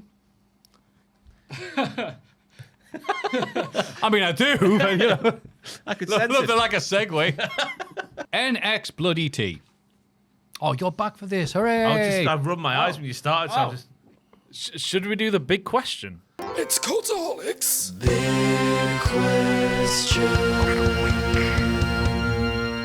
Oh! What's the big question, Is Joe? Saudi Arabia happening? Best match That'd of be best Night of matches. Champions? Yeah. Oh, he's got to Google something. We'll get back to you in half an hour. We'll get the NXT review before the thing We need, loads. like, loading music. Joel is Googling. Joel is Googling. And here we are. Ah. What will be the best match at Night of Champions? Yeah. Champions. That is our big question this week, Ross. Thank you. Wonderfully said. We have the matches here, right here on our screens. Wow, 6 matches. Woo! Hey, these Saudis don't ask for much, do they? There you go. Sami Zayn versus Karrion Kross. Singles match. Will Karrion Kross take a back bump, Matthew? Have you seen this? Is this the Wade Keller thing someone's talking about? Like, Well, yeah, I think did it come off I don't know what came first, the chicken or the Keller, who knows? But there was a video going around on Twitter of a match between Karrion Kross and Cruz del Toro on Main Event, and it is pretty scandalous how Karrion Kross doesn't take a back bump. It must be about a minute long, and there's just so many chances for him to take a back bump, and he won't do it. But I watched the full match because I got quite inquisitive. Yeah. And he does take a back bump later on, nice flat back later on. always be skeptical. Yeah, I just Shocking that. because apparently Can he take a back bump? Yes. Now we're asking him. I assume the Wade Keller report came off the back of that because maybe that is what's holding him back. The fact he doesn't do more. Because there was a missile dropkick in this little flourish from Cruz del Toro where it was that's the natural reaction. But he does like a roll through, like an army roll through.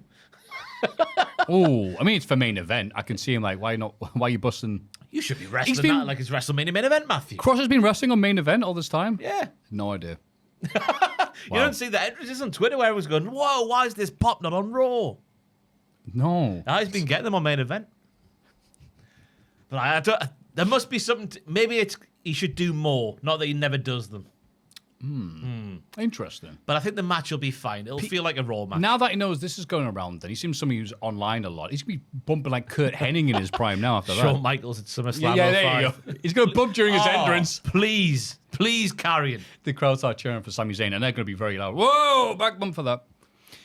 Rhea Ripley versus Raquel Rodriguez in the Battle of the RRs. It will hump, Matthew. Street fight, Not- tables involved, Ooh. ladders involved. Yeah, they're going to be fully clothed. Andrew got very excited, didn't he, during the pictures video, speaking Of about course he bloody this did. match He here did. from 2019. And I was very confused.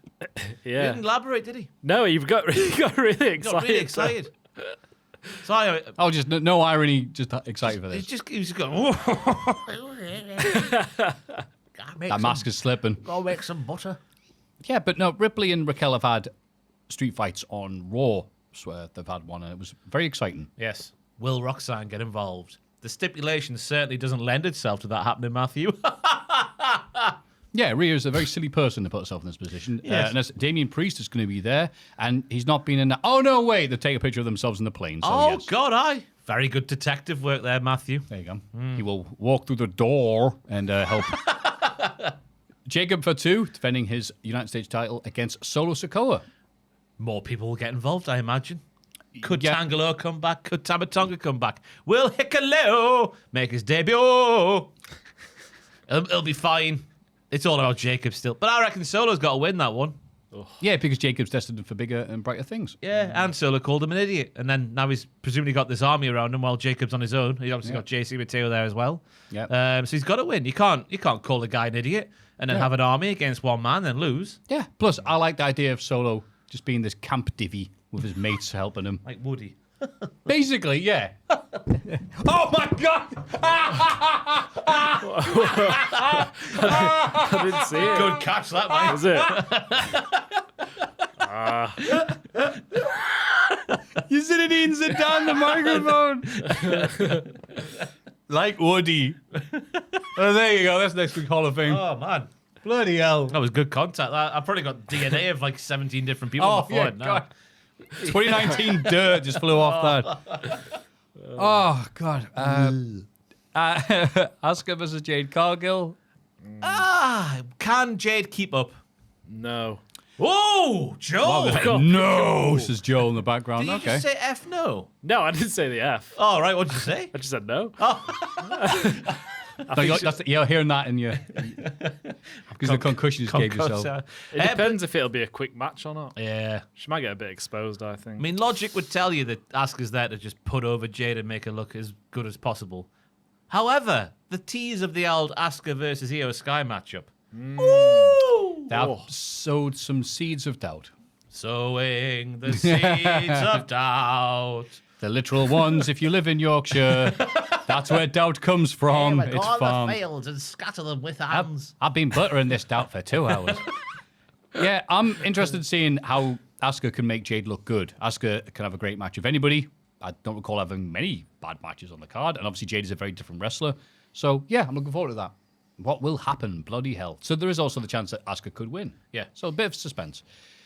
John Cena versus CM Punk, which I assume will be main eventing, but there's the King of the Ring tournament final. Well, anyway, I'm not the booker, so we'll see, I guess. I reckon this will just be a flat Cena match. Oh! And I'd like all the ones he's bloody having. One thing I hope is that they just let the two lads wrestle. We don't need interferences in every single big match. We don't need ref bumps in every single big match. Just let the two lads wrestle. I know I pitched a ref bump in my pitches, but what I want to see as well is just the two lads wrestle, because they showed at Elimination Chamber especially. They're like jam and butter on a bloody scone. The Scoon. Scoon. However they say it. Scone. Scone. Scone. What's your favourite sandwich filling? Oh. Well, it's got to be some kind of meat. Oh, okay. Bacon. Bacon and sarnie. Well, that's very understandable. little But you don't mix it up with anything crazy like that? Smattering of butter, a nice dash of tomato sauce. That's all you need, Not that's brown sauce. No. You only make your mind up as a child that you don't like something. You've not gone back to try it. That's brown sauce. Like Sunderland. I need to dip back into the brown sauce game. All right, a bit of daddy's never hurt anyone. I'd say jam and peanut butter. I've never tried it. Have you never tried that? No. Oh, where? I'm bloody English, Maffew. I assume it's an English thing. My mum made it, and she's very English. PB&J is English. What are you talking about? Nah, that peanut butter and jam. That's oh, English. a different kind of That's J. right. You I can't handle made this some. jelly. I made some more jam this week. Did you drop it? Nope. Oh, Still intact. Boo. What kind of jam, Joel? Raspberry. Oh, Yeah, it was all right. You should get some peanut butter and 2 slices of bread and have yourself a good night. Well, my girlfriend had a peanut butter and jam sandwich, and I had a taste, and no, not for me. Your girlfriend's not for you. That's how you found out. Yeah, that was the last straw. Yeah. Get out. And then Randy Orton versus Cody Rhodes. it'll be a fine match, won't it? It's Randy Orton and Cody Rhodes.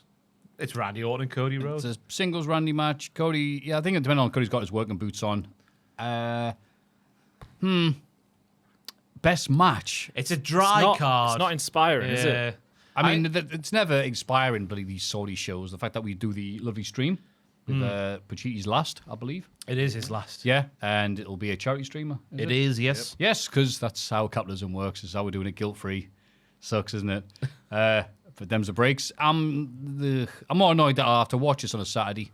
I could be doing anything bloody else on me time. That's not a good time for us. It's about 6 o'clock start, something like that. Is it normally? Usually, yeah. Yeah. I imagine it'll be similar. Jacob versus Solo. Really?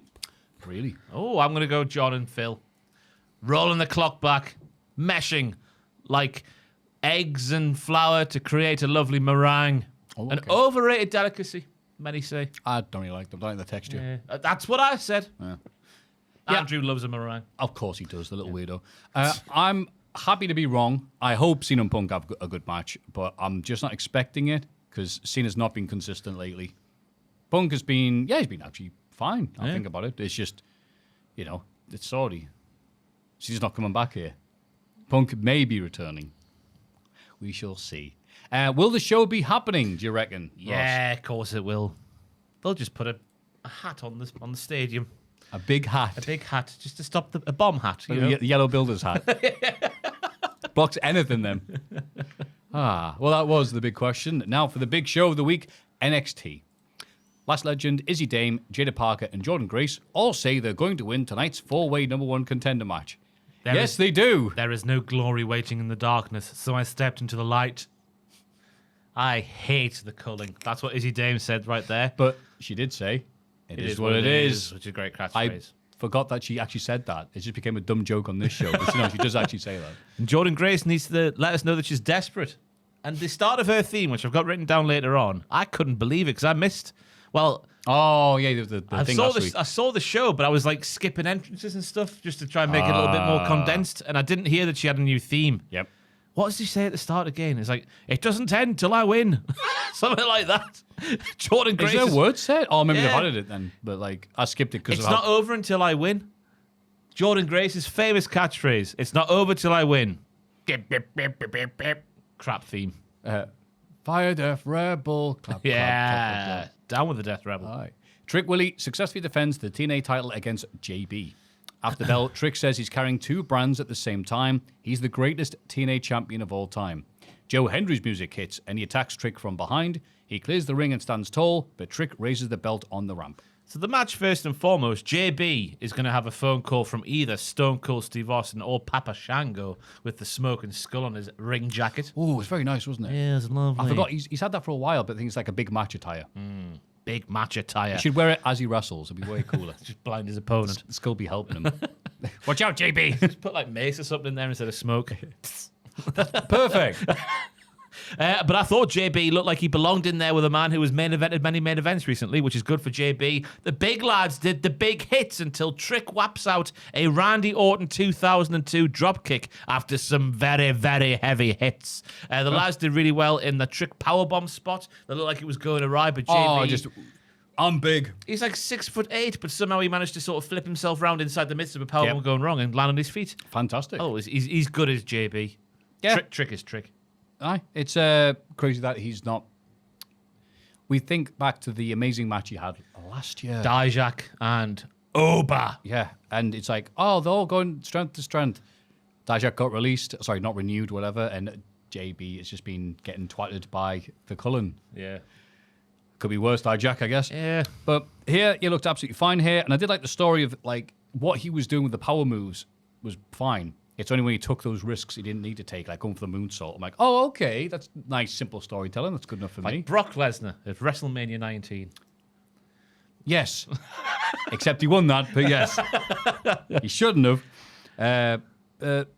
Trick Willie also treated it like a TV defense rather than a big pay-per-view. It's absolutely fine. Sometimes just come in and do this. Yeah. This was a box sticking exercise. It Not was. a problem here. Yeah, but then the Henry pop when he comes out is not what it used to be. So I reckon they need to add a couple of more. Was this? I thought this was like, when they do multiple tapings in one night. This felt like the fourth week or so. The crowd were not as loud as some people as they should have been. Yeah. And I don't know why that was. Because it wasn't just Hendry, but it's just Hendry is, I guess, the most glaring example of when the pop isn't what it was previously, because his were the loudest.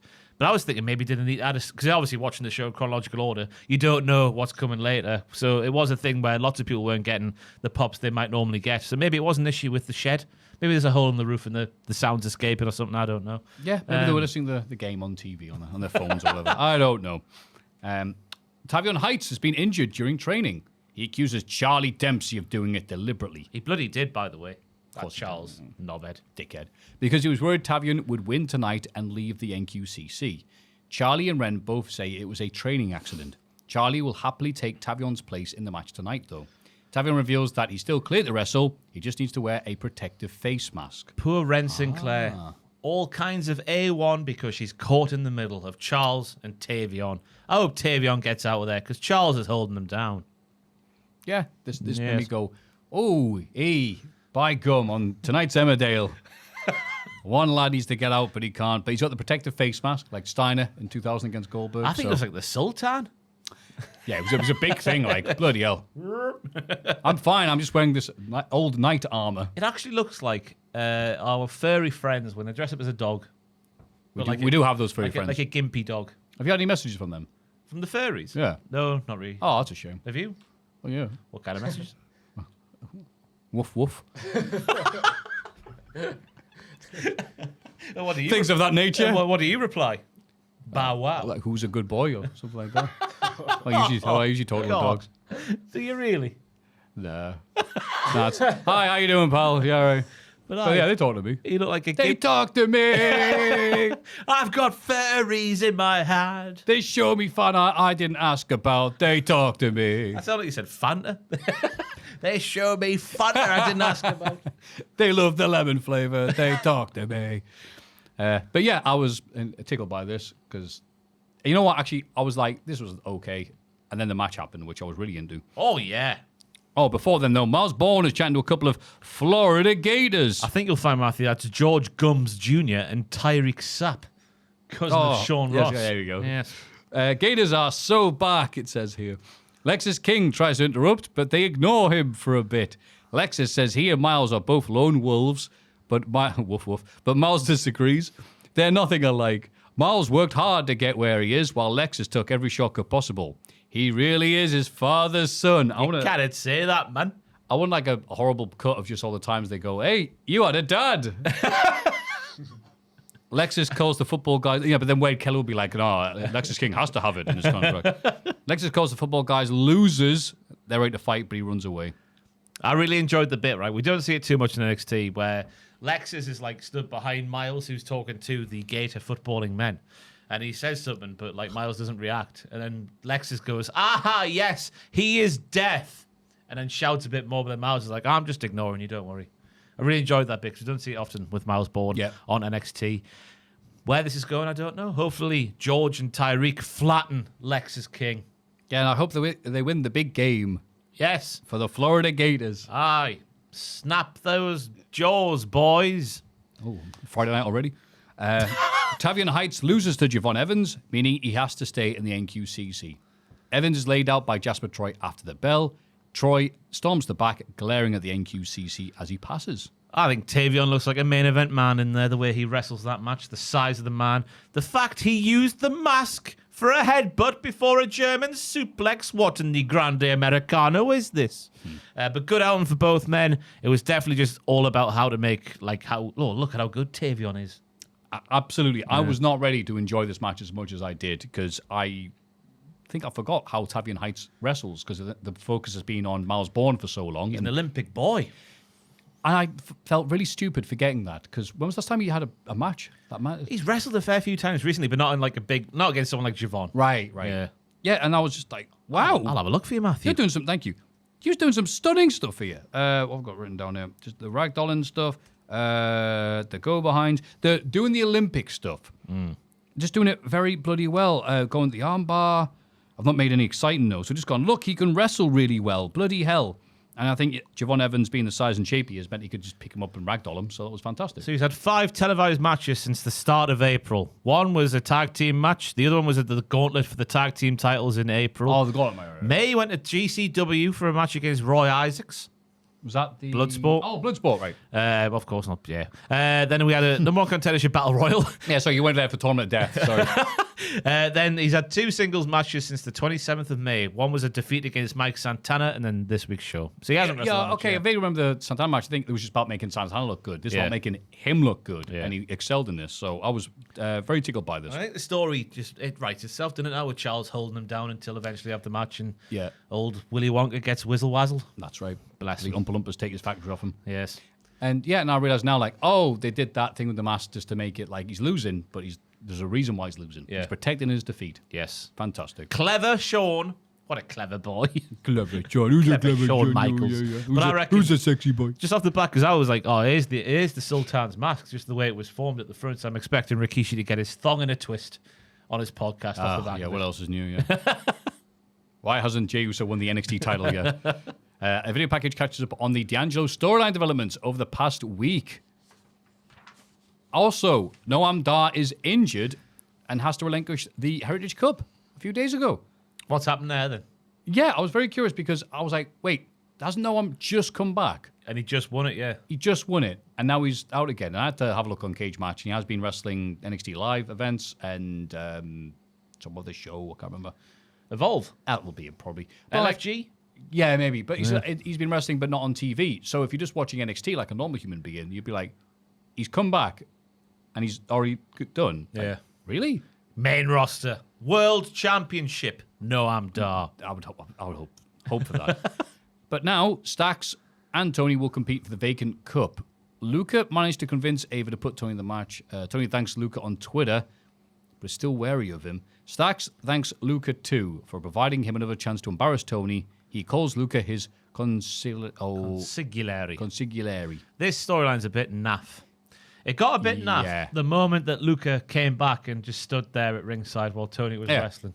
Hi, I'm back, Tony. It's like, oh, you're not dead? There should have been Hi. an action one way or t'other from Luca Crucifino there, and we wouldn't find ourselves in this apathetic mess right now. Yeah, like the focus, I said this last week, the focus should be on Tony versus Stax, who's the underboss. Not, hey, what's Luca going to do? Luca's choice. It's like, we don't care about you. Yeah.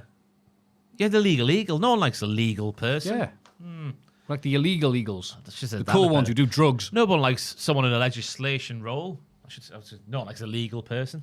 Yeah. Get the illegals in. I'm saying otherwise. Ah, Apparently. there you go. Yeah, I get it. Ricky Saints beats up Ashante the Adonis with the Rochambeau. And I had to go back and rewind and gone, why has Ricky Saints got no pop during his entrance?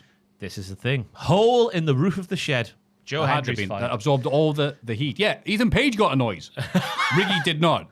What is it with you and Ethan Page? Now that he's on the brink of going to the main Ethan roster. Page is a bad person. Ricky Saints is a good person. That Ethan Page got more boos than Ricky got cheers. This is very distracting for me. Right. So that tells us that Ethan Page is more evil than Ricky Saints is good. Therefore, what's your issue with Ethan Page? Yeah, I'm not ready for this. Oh, fair enough. The lads hit each other hard, which I wasn't expecting. A bit of a dick-swinging contest, I've called it. Ashanti does not look like a mug by any stretch in defeat. A nice finish for the match. There wasn't much to it outside of the finish for me, apart from that and the big hitting with the massive shot from Ricky, followed by that Rochambeau. The bit after the bell, though, was strange. Go on. Because obviously Ethan Page delivers a Rochambeau to Mr. Rochambeau. Yep. But Mr. Rochambeau takes the bump like Kane would. I know some people talk about this. I was like, yeah, but it's the way he's dropped. He has to, doesn't he? Don't Like, you blame Ethan Page for this. You'll know I am. He dropped him wrong. I guess your understanding of the mechanics of professional wrestling is on a different level to mine. Of course, I can't help being the way I am. That's why the NXT crowd knew not to cheer him. They knew he would mess up his move on him. But I tell you what, before that, because this was the glitch on the Tron supposed to happen. Because if it was, that is I assume so. That is a generational PH. I honestly went, well, that's good, because then he went, it's broken. That's even more distracting than someone I know. talking about you. Generational Well, PH. Very good. Which stands for Pearl Harbor. Oh, thank you. Because you attacked him from the rear. Yeah. Yes. Not a chemical thing, pH. This match wasn't good. I don't know why Ricky Saints had to have this match with Ashante the Adonis, and it was just Ricky doing his stuff, not getting much cheer, and then the Adonis taking over for a bit, and crowd sounding not that into it, because it's just the Adonis like, all right, we get to the point. And I'm like, very confused by Ricky not getting the big pop. And also, why is Ricky back? I thought he was going to the main roster. His thing was he gets attacked by Ethan Page and continue brawling and beefing with Ethan Page until when? Forever, ever. Until Ava's head explodes. Oh, good. Okay, well, I'm all right with that She's outcome. still very angry at these two wrestling men wrestling each other. Yes. How dare they? Just because we haven't seen Dark State doesn't mean they haven't been making moves. They stay scheming. They're cooking up something hot to burn this whole brand to the ground. Well, let's wait. God, I can't even read this. Because Cutler James, who delivers that line about "we got something hot cooking up for y'all," you'll see, he's more robotic than one Kalani Jordan, which is the worst thing I could possibly say. Because the rest of the lads in the Dark State, they're quite intense. They've got Kavolka about them. But then Cutler comes on. We're all cooking something up for you there. Yeah. He just sounds bored. Yeah. Bing bong. The next stop will be NXT Full Sail. But Stay then here for the killer parking lot. Saquon Sugar gets on there and he's like, the heat's rising, the pot's boiling. More meaningless rubbish. That's all I've got to say. Very generic, just like their stable. Yep. Yeah, thank you, Dark State. Thank you for coming. Yeah. Obafemi arrives for a promo. He has beaten everybody who's challenged him, but now he feels restless and wants a new opponent. Yoshiki Inamura comes out. He came to NXT to chase glory, but went home to Japan when it didn't come. There he realized all the things he missed, like his partner and best friend JB. But he also missed NXT. Crowd finally reacts to something there. Yeah. My note at the start there, disgusted by the lack of pop for Inamura. Think about the Inamura versus Oba match for a second. Yeah. Those lads are going to leave handprints all over each other, and I think it's going to be a rip-snorting time. Yeah. A rip-snorting time? Yeah, you can rip a snort. I write the promos for Tiffany Stratton at Turtle. Newsflash, this match will be fine. Good. It'll be good. He loves NXT and the fans, and he wants to pay them back by winning the title. Oba gives Inamura credit for returning and knows that behind his smile is a brave warrior. But fighting for the crowd's honor is a big mistake because he will lose to the ruler like everybody else. Inamura says he's ready and begins to leave, but Jasper Troy attacks him on the ramp. Troy has to stare down with Oba, who raises the belt. Okay, but he's already beaten Yee, so... He can F off. Oh, yeah. Get to the back of the queue there, Jasper. Yeah, what are you doing? I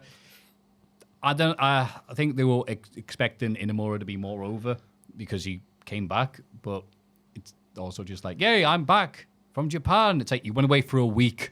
We didn't have time to miss you. It's not as if he did too much on TV anyway. He was in a tag team with JB, let's not forget. Yeah. That's what he was doing. They shared leather jackets with each other. Yeah. There's not... That's it. Aye. But again, there must have been an issue with the sound in the shed because that was another no pop for someone who should have got a pop. That's 3 now. You had to kiss their ass. I like NXT. I like Florida. I like peaches. Shed. Yeah. Inamura, you're saying you like things that you're looking at? I Yes. love ramp. Backstage, Izzy Dame asked Titan Paxley to be in her corner tonight. So This is devastating, Matthew, because if Tatum Paxley becomes a fully fledged member of the culling, that means that everything that makes Tatum Paxley fantastic, the acting, yeah. the dolls, the Kavorka, it's all stripped away, and she must talk like she is 9 years old and is writing a fan fiction novel about things. Yeah. Oh, I live in the darkness, I do. Oh, dearie me. That's how she'll have to talk now. She will. That seems silly to me. Zarya and Sol warned Tatum not to trust Izzy, who says they're just bitter about Zarya's loss last week. The closest Zarya will get to a title is the one Sol currently holds. The faces leave, and Izzy introduces Tatum to the rest of the culling. Spears and Nico say they have their eyes on gold as well. Yeah, I hope HBK gives you gold watches and you both retire. They've just been watching Austin Powers Gold member. That's all they've been doing At there. least good Austin Powers, but still okay compared to most of McNamara's stuff since then, to be honest. But it's scary because I think Tatum's been underutilized as just a singles act since she lost her friends. Yep. Even before that, the stuff with Wendy Chu was generational. Dolls' houses, Matthew. Yes. What more do you want in wrestling? But if she gets in the culling, that's like putting John Cena in the core and making him be Ezekiel Jackson. That's the comparison I'm going with. I've seen he's still wrestling, Big Zeke. I did see him. He's got bigger, hasn't he? He somehow is even bigger than he was More before. muscles. It's pancakes on a Sunday. It's just like The Rock. You get over 50, you have pancakes on a Sunday. Rah! Doesn't quite work for me. Don't know what I'm doing wrong. Nah, I need to do that Liver King thing where I smoke meth and then get arrested for threatening Joe Rogan. I watched that video last night. Joe Rogan. Oh, mate, what's he been... Oh, because I was so annoyed. Netflix are doing this really good stuff about sport and things. Is it Uncovered or something like that? Amazing stuff. Some great scenes in American sports. Tune in one week. Liver King. I was like, what? I put it on for 5 minutes when he's just in the house with his family. He's just I turned it talking. off. Yeah. He's just like, I'm effing this, I'm effing that. I'm like, you're not effing interesting.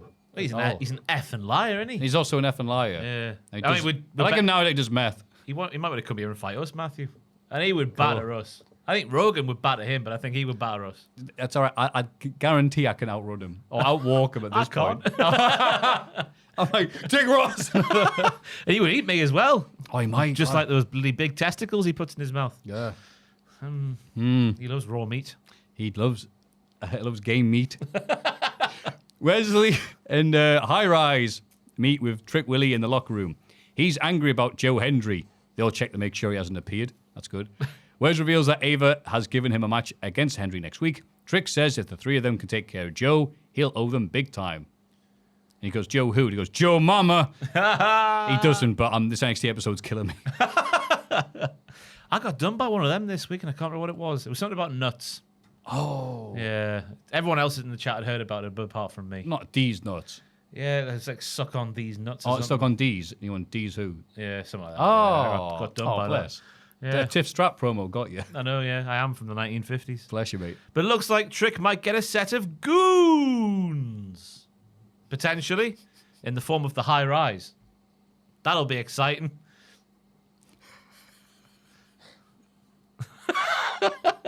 So that awkward silence to play out. I don't know what to say. Tony D wins the first bull. No pop it all for Tony in the shed. Yeah, now that's like, okay, we need to check on the crowd. Are they okay? I've wrote down, because I didn't put the hypotheses together that there could be a hole in the shed's roof. Yeah. I just put, he's done an NXT, get him on the main roster before Hollywood claims him. Because that's coming. You let Quentin Tarantino or your Scorsese, let them get their claws into Big Tony D, and he's gone forever. The business has lost him. He's the next Al Pacino. I love to see Tony D on set with Robert De Niro doing, hey, bada boom, bada, and just De Niro staring wildly at him till he leaves. No, he's not done, but as Booker said before getting the match, and one of them on commentary says, Noam Dar was the Heritage Cup champion, but he's injured. And Booker tells Noah, goes, he's done. I'm like, Booker, that's not funny if it's true. Yeah. Like, there's something's happened here. Yeah. I mean, obviously, he might actually possibly be injured, and given that he's just come back, that's worrying. Yeah. But if there's something else involved in this, again, we're doing this on Thursday. I'm sure on Friday we'll get the news. Oh, yeah. Oh, yeah, we will. Noam Dar hitting Saudi Arabia. But yeah, that was like very distracting. And also the fact that this match was even happening in the first place, because these two hate each other. They hate each other. It's about the underboss. So you know what match they should do? A The rounds best one. match. The second best one, actually, after the old Iron Survivor. But rounds matches. Rounds formula. A rounds match. Stick to the rules, boys, who want to rip each other's heads off. Wrestling 101. Chef Michaels cooks again. What was this? Tony's leg is worked over by Stax, who lands a cheap shot at the end of the round, which, okay, that makes sense. At the start of the next round, though, Tony goes for a spine buster, but his leg gives out, and Stax rolls him up to even the score. Luca Crucifino, the bastard, arrives to be in Tony's corner. One of Stax' goons distracts the ref while the other brawls with Tony. Luca tries to help, but accidentally hits Tony one of the corners bucket. Now, like the fifth time something like this has happened on TV. I've got a hypothesis about this. The only way that shot could happen is if Tony D has got a very, very, very, very, very, very, very, very, very powerful magnet built into his spine. Because, Joel, if I'm Luca Crucifino on the floor... I've seen this clip. It's off the screen where Tony is, and he goes, "Whoa!" Yeah, and he was looking. He's got the behind him, he was worst looking- look in the world, that lad. It's incredible. So yeah, if you're on a beach and you see Tony D, just flip him upside down. You'll find a coin or two. Oh, I see. Yes, yeah. Magnet. Stax takes advantage to win the Heritage Cup.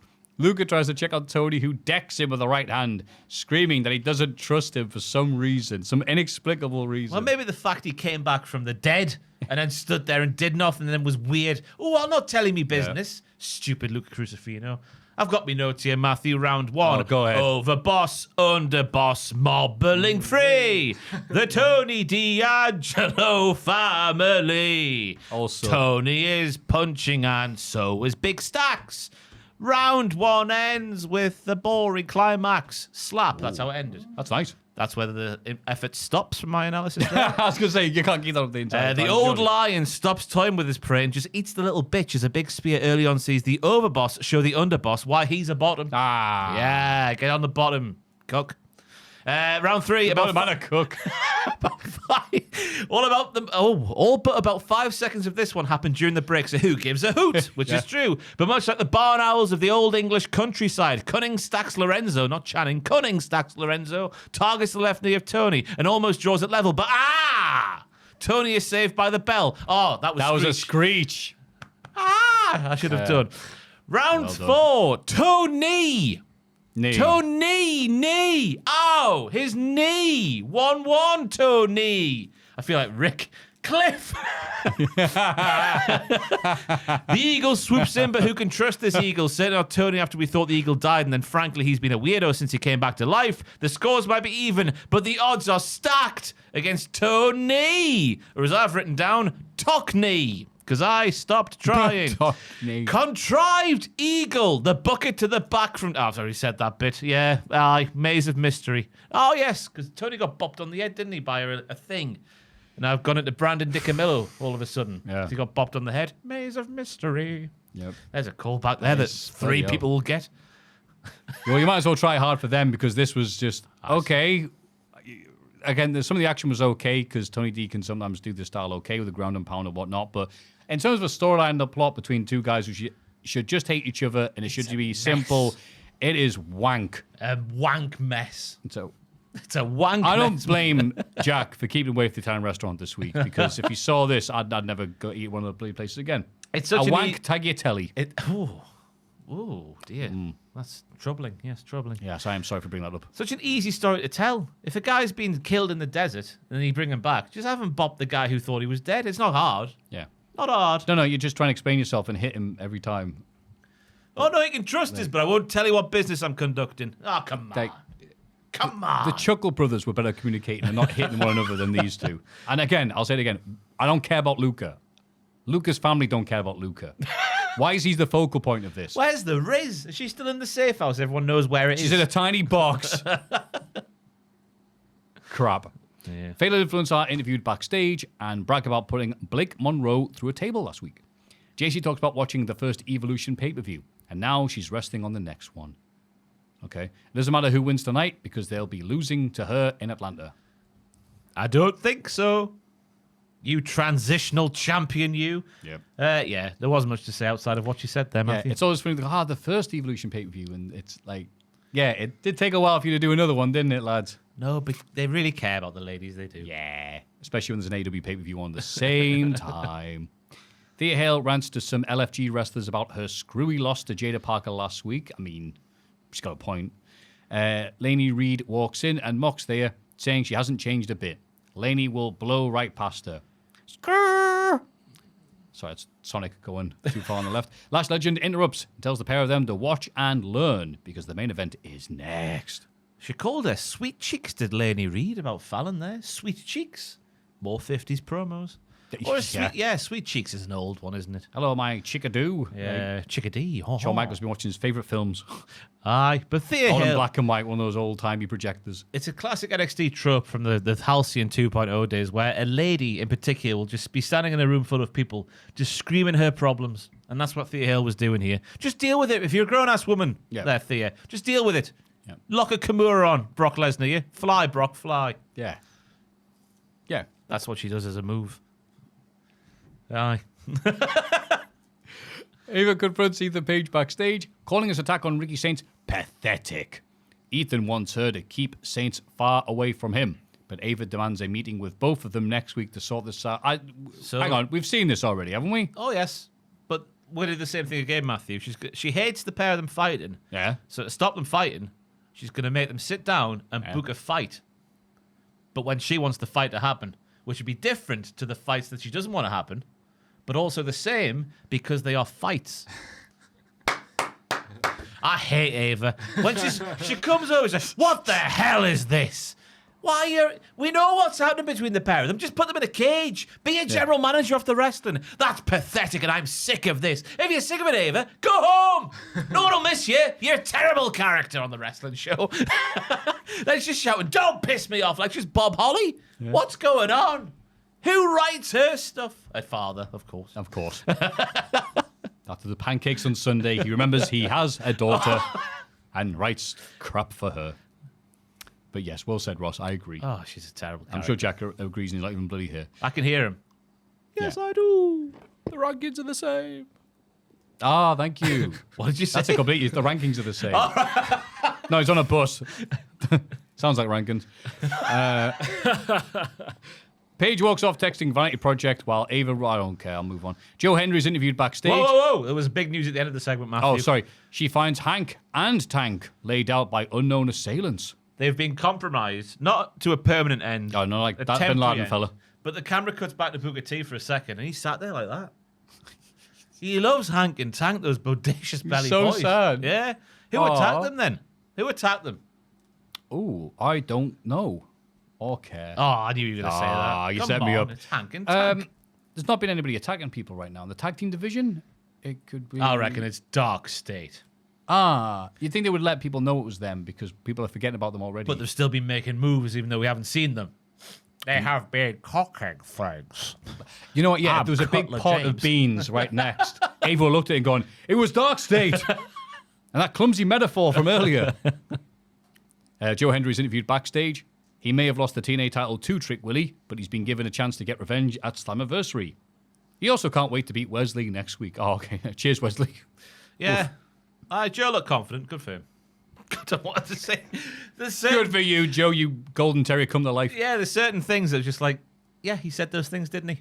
I enjoyed them. And the rest of Slammiversary, also Wesley. Yeah. In Chase U, Mr. Chase doesn't apologise for what he said to Cale Dixon last week because they're both very upset about how rude he was. He and Uriah Connors need to toughen the flip up. The rest of the class applaud. Uriah says Chase has created a toxic environment. Cale tells him his attitude may have created the U, but it's also what destroyed it the first time. And they walk out the classroom rather than stay down there and take their Much beatings. like Ava. Stay out! Yeah. Cale says he can't believe you wanted Chase to reopen the U. Mr. Chase has a flashback of that moment, which we see in a doorbell next to his head. It was not the Grim Reaper, although at the end of The Sopranos, it was in fact them two. What a payoff. Or one of them. After all this time. Normally that would be the thing you did at the start of these two gimps' run as part of Chase U, not at the end. Because hopefully this is the end. Get them out there. They're calling it Chase U a toxic environment. You didn't hear Delightful Hudson say, do you? Thea Hale, Riley. He was also there. Bodie Hayward, rest in peace. You ever heard anyone else say that, did you? No. And I really enjoyed the Kavorka of the segment, though, because they were like, oh, me. Who the F are you talking to? Yes, Andre. Get rid of them. They're wank. No, Pair of gimps. I hate it because they went, no, you're right. We are leaving. You shouldn't talk to us like that. Get Who do you out. think you are? Bill DeMott running NXT. Yes, And, no. Or whichever promotion it was. And then they leave, and then Chase is like, oh, yeah, if I'm doing the same thing as I did last time, and we died to give a Yorkshireman a push for a week, we have to... I can't do the same I things don't over and over want again. woke Chase U. Look, it's either cursing at people or woke. There's no choice. There's no should in the not middle. Be Andre chasing. No, changing. Andre changing. He's going to get a new gimmick, isn't he? It should not be Andre changing. It should be the two gimps in his class who are even unlikable when they're studying. That's how bad they are. Yeah, the other thing is, these two guys are dicks, but I guess we're supposed to like them. I don't know. I don't know why I would like them. I don't know why I'd like Chase U at this point if I hadn't watched the original. And this whole thing is the most bizarre thing on a show full of bizarre moments. Is this here just so people can mock Andre Chase? Booker seems to enjoy doing that, as does Graves. It's going nowhere, is it? No, the only thing it's going to go to is the place where he gets his $10 haircut, as Graves and Booker keep on mocking him for. I don't understand this, and I don't even know where it's going I would just at like this to point. make clear that was tongue-in-cheek, the woke bit, because obviously they're talking about toxic environment and Andre's swearing at them, being older. That was just tongue-in-cheek. We're mocking him because we're interpreting this 50-year-old person, Shawn Michaels writing this going, oh, you can't even curse anymore about people locking you up. It's like, Anyway, Tatum Paxi tries to help Izzy Dame in the main event, but Sol Rucker and Zarya come out and carry her to the back. Jordan Grace gets the win, pinning Jada Parker. She has a stare down with Fatal Influence, who look on from the balcony, unimpressed. JC raises her belt. Ooh. Yeah, And we all thought Jane was going to be a transitional champion for Blake Monroe and not Jordan Grace. Yeah, which I thought was bloody obvious, but apparently not that bloody obvious enough. Why wasn't Monroe getting that? after made look not that great last week, if we're being honest. She got wiped out by 3 ladies. Yeah. Lovely ladies. So thank you. And she didn't land on her knees like Ricky Saints, so I mean, is there? Kane. Rick Kane Saints. That's it. Worst wrestler of all time. But it was moves on moves on moves on moves, Maffew. This sentence I'm about to say means something very different in the 90s compared to now. But this was a Shawn Michaels multi-woman special because they're always so intricate. You go back to a triple threats involving Meiko Satomura springs to mind. I think JC Jane was involved in that one as well. They're always so intricate. But all the lasses look like they belonged, and that includes Izzy Dame, who obviously had a wobble a few weeks ago, and hasn't looked very, too good on TV in matches. But she looked like she was hanging in there with these lasses, and that's good for her. I agree. The action was very nice. People were amazed, gobsmacked that Jordan Grace was involved in the Tower of Doom spot. He. She has one every time she's in the World War match. But the fact that there is a big transitional champion, the best one since the Iron Sheik, with the belt now, it made you think, oh, well, if it's not going to be Blake Monroe, any 4 of these could have it, realistically. Yeah. And so it was very tense. There was lots of kick outs. I'm like, oh, this could be it. No, this could be it now. And it's not often you get that in wrestling nowadays on TV, even if you're a big cynic person like myself. So I enjoyed this. Yeah, very much so. Very much so. Not much else to say about that. And then Jordan Grace, though, very happy that she won because, God, she's got some good moves. Down with the Death Rebel. I guess that's what we'll end on. Down with the Death Rebel, yes. It is not over until I win.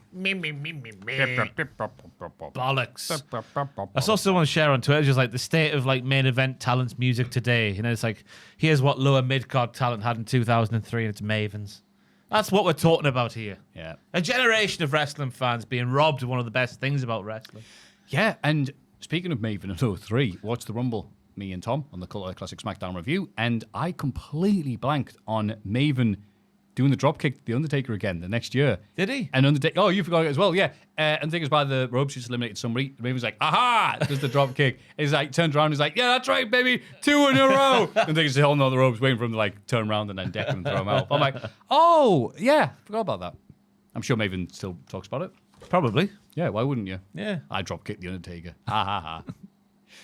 AEW Dynamite. Mercedes Moné attacks Toni Storm backstage and beats her into the arena to start off the show. She calls Toni a little bitch for trying to embarrass her and locks in the statement maker while refs and road agents tried to stop her. Mina Shirakawa makes a save.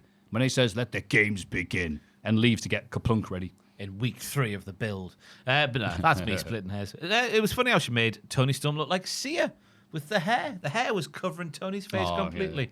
So I was thinking of Chandeliers and other songs that Sia had around about her career. What a talented lady Sia is. It was all right, wasn't it? We're just ramping it up a bit more, aren't we? Week on week on week. We certainly are. And I thought it was a very necessary change after a few weeks of Toni Storm gayness and some stakes at ringside. So now it's like, no, let's actually do this. I've seen some people be a bit upset as not being a bit more, rind on the pork, as it were. But it's also just because there's a fair few weeks to go before this thing happens. So. Oh, yeah. How long is it? July the 12th. July Where the 12th, are we? yeah. Oh, there's not that much. It's 2 weeks. It's the 27th of June. It certainly is. Wow. The month before July. The Young Bucks interrupt the momentum we had from that last segment and talk on the Tron. Will Ospreay and Swerve Strickland are supposed to have a tag match later tonight, but they've used their EVP powers to make it happen right now. He. Swerve and Ospreay are caught by surprise, but still beat the team of Lee Johnson and Blake Christian. How? Shotty Lee? Blake Christian, the little vanilla man? Wow. They try to attack the Bucks, who've been watching the match from the stage, but security get in the way. The faces cut a promo, and Swerve challenges the Bucks to a match at All In at Texas. Ospreay wants to up the stakes. The Bucks may be the founding fathers of AEW, but it only exists because of the fans. The Bucks have abused their power, so why not they put their EVP status on the line?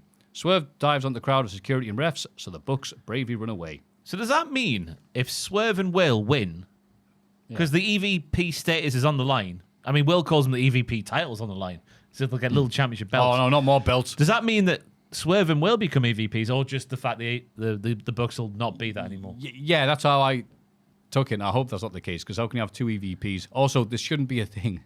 Yeah, just remove them from power. I don't mind that. I actually quite like the setup for the match. It's like, you thought your match was in the second hour. No, it's now. Ospreay comes out getting ready. That I like. That's a good way of messing with them and going, right, we need to have some stuff there. Yeah, the match itself was good as well. I mean, what would you expect involving these 4 lads? We laugh and joke about, obviously, the position on the card of Blake and Shotty Lee. But the action itself was fantastic. I like when the Bucks came out, distracted the faces. The heels get on top for a bit. All good stuff. But yeah, aye. I won't mind if the Bucks like have that stripped away from them in kayfabe. I think that'll be a good thing. Yes, Yeah. it'll be better for the product. So, yeah, if that's what it takes, hallelujah. Backstage, the Bucks say Swerve is suspended without pay for harming AEW officials. Okada arrives with Takeshita, Rocky Romero, who seems to change his appearance every time he's on TV, and Trent Beretta with a big hoodie. What do you mean? Well, I'm so used to him having like a pirate eye patch and a nice, cool-looking jacket, and sometimes just shows up, and without that, it's like, who you would get? Oh, it's Rocky Romero. All right. Also, Trent Beretta, big hoodie. They all agree on their common goal of Okada beating Kenny at All In. Trent is excited to hurt Kota Ibushi tonight, and everybody is happy. They all leave apart from Takeshita and Okada. Takeshita tells Okada to remember their alliance is temporary. Okada says, okay, and walks off laughing. Foreshadowing. Foreshadowing. The Shadow Waddle. Is it foreshadowing? Because obviously I'm expecting Omega to win. Yeah. But now they've got a brand new title. Because obviously, if you think they're going to keep one of the titles out of the two of them, that makes Omega the heavy favorite. But now the fact it's going to be a brand new title, is that foreshadowing then? Takeshita Okada, the first feud for the new title, the undisputed, the unified title. I think it's just trying to make you think like that. Ooh, who is going to win? They got me good and proper then, because they've You all got silly Mark who enjoys wrestling too much. Yeah, I'm a damn Mark, a filthy Mark. But yeah, the common goal is to make Okada win, but also hurt Omega by beating up his boyfriend. Yep. Kota Ibushi beats Trent Beretta somehow. Okada comes out for a stare down, and Ibushi wants to fight, but the Rainmaker walks away. We learn that a match has been booked between the pair for them next week. Wow. Ooh, on Dynamite 300, can I believe it? 300 weeks have passed. Wow. Since 2019, October. Yeah. Oh my goodness me. We're all Crazy dead stuff. soon. I feel like I say that once a week at the Hooray. moment. But I thought, Another special episode of Dynamite. I thought Trent looked the part here. From the eyes in his entrance, walking down the ring, just his good, fundamentally sound heelish wrestling. I thought he looked the part as the heel in this match here. He was never going to win, obviously, but he looked the part all the same. And also, I like his new full name, Trent of RPG Vice, presented by the Don Callis family. Yep. Rolls off the tongue, that one. And Kota Ibushi was here to let us know that, don't worry, he has fully functioning ankles and he's healthy. It's disgusting, isn't it? Yep. Because he's even older, right, than the last time we saw him. Yeah, that is how time works. And he was over 40 then. Yeah. But he still looks like he's under 25 now. And he still, he just says he lives 8 days a week because lack of sleep he gets, something like that. I know that feeling. It's rubbish. How he does what he does, I don't know. All it takes, Ross, is having rich parents and not having to worry about a damn thing. So. John Moxley cuts Why? Who were Ibushi's parents? Rich bastards, right. I've been told. So. Mr. and Mrs. Rich Bastard. Yeah, that's right. Oh, you've heard of them, the Rich Bastard family. Richard Bastard, is it? John Moxley cuts a promo about Adam Page blowing opportunities. Hey, he needed the money. Hangman is afraid to fulfill his potential. Was he in the queue at Wembley? And his reluctance makes Moxley sick. Hangman is always so distracted by his past and his thoughts, which will cause him to lose at All In. In Texas, Moxley will show everybody what a real world champion looks like, and Hangman will have to look for a new job. I like the central theme of this promo because it's going back to the original John Moxley Death Rider storyline. He's saying Hangman, he doesn't think the cowboy will show up because he's afraid of becoming what the world wants him to be, which is all about, people stepping up to the main event level where Moxley is. Crybaby emo crap is not a sentence I expect to come out of John Moxley's mouth while speaking about Hangman Page, but the central focus of the promo is back to the OG storyline, not a Cope in sight. Yes. As I said, Dynamite's been a blast the past few months. Oh, There's yeah. no Cope, no Jericho, no Jungle Boy. I was saying, last week when I was on holiday, didn't bother with Raw SmackDown, but I had to watch NXT, obviously, because that's my show. That's your show. But Dynamite, I had to watch it. It's been on in fuego. Even the 4-hour ones were good. Yeah. Fully agree. This is an overall an okay episode. It was just we can't have specials every bloody week, but this was still okay. Did the job. But there's no point where you're going, why the hell is this on TV? Which was more common, as you say, with the likes of Jericho. Yeah. On TV. I said way back in the day. Right. He'll be back soon. Yeah. Damn it. He's leaned out, Matthew. You don't see him on Instagram? He's no. leaned out. Oh, I'm happy for him. He'd be able to do 2 lion salts in one now. Wee wee. Somebody who could do that is AR Fox, who was interviewed next up, and Ricochet interrupts, wants AR be part of his new team. He even has a match tonight against Mike Bailey and Kevin Knight. Ricochet doesn't wait for an answer and assumes Fox has agreed. He's buzzing. He shook his hand, and a man can't go back on a handshake. That's right. More classic heel bollocks from lovely baldy bastard Trevor. Bailey and Knight beat Ricochet and AR when Trevor decides to walk out of the match. The winners are interviewed by Schiavone on the stage and say they're coming after the tag team titles. Oh, it's nice to actually have a team built up to take on the Hurt They got a Syndicate. game and everything. Yeah. The Hurt Syndicate ambush the Faces and beat them down for ages, putting them both through a table and then head the ring for a promo. Before we get to that, though, very nice match. Nice to see what AR Fox getting time on TV to show us what he can do.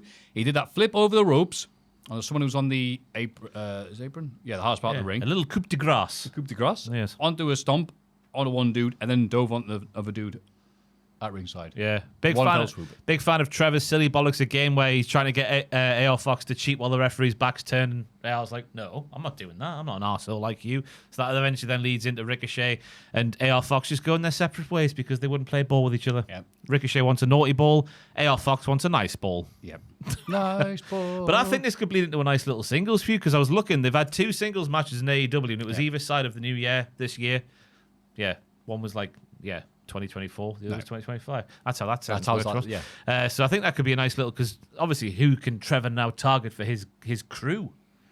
I don't know. So there was a tag team called that. Make it look way easier for everybody. But would you care though if crew were his crew? Because I wouldn't care. Oh, Leo Rush is, I would care. 'Cause Oh he's- yeah, he's- Leo Rush. he's- That's fair. He's also a little get, Also. like Ricochet. So Putting too much egg in the action and wetty basket. That's what I'm trying to say. That Remember when guy, that was his gimmick when he used to neck water?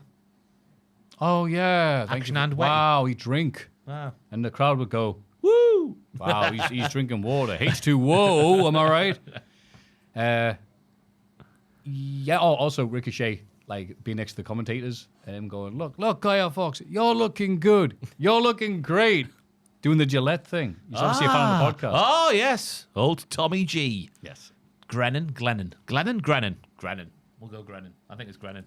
I've played it that many times on Spotify. The fact I don't know that is disgusting. Grennan, we're going to go with. Bishop Grennan. Up the arse. That's another Father Ted reference today. 3 so far, hell yeah. Jesus. MVP begs for any worthy opponents for the champions. If Bailey and Knight can recover from their beating, he'll give them a title shot at All In. MJF gets on the mic and heals it up a bit. He announces that next week he'll be in a qualifying match for the Casino Gauntlet at All In. And I just thought, well, surely given the amount of people needed for that, you can just join up, can't you?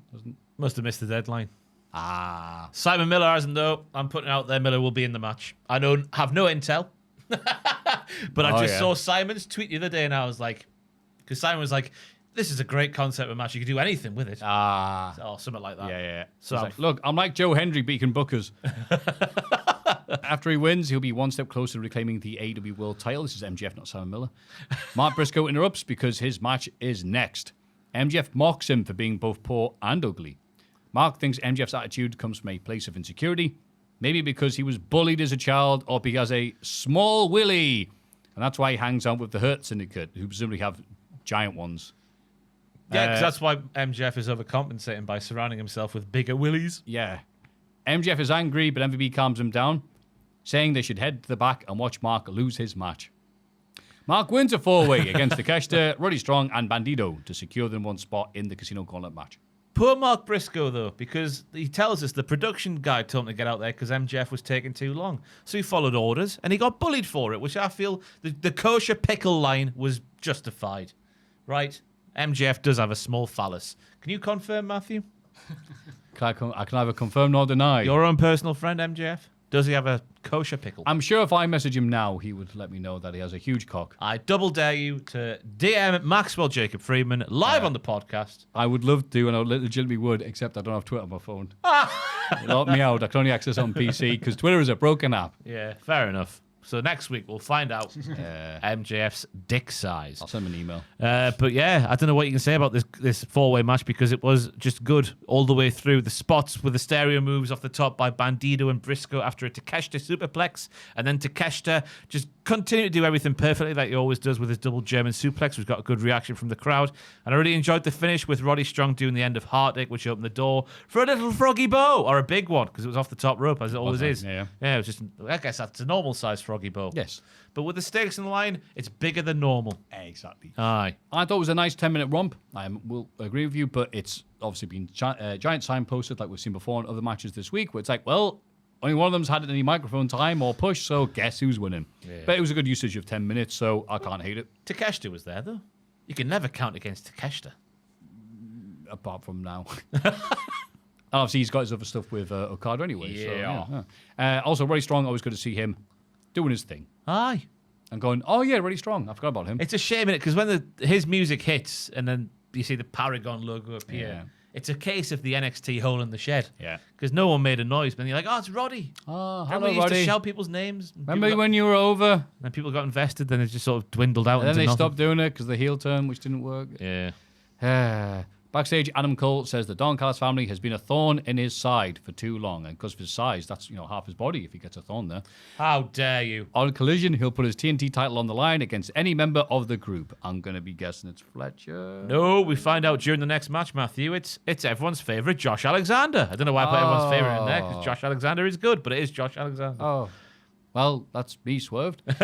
We get another 4-way match. Well, the match has already happened by the time this podcast goes live, so we can reveal that Josh Alexander is the new TNT champion. Congratulations, Josh. There you go. It airs on Saturday, and this podcast's on Friday, so screw you all. Does it air on Saturday? Oh, maybe there's been a change because that was bloody changing It's been Collision. on Thursday the last few weeks, hasn't it? I actually don't know. Oh, look. is it a tape then an air? I thought it was still live. Ah. One of us is right. You will know the answer because you're informed and wear a pair of birds. It'd be really funny if Ross is lying just to get you to watch Collision.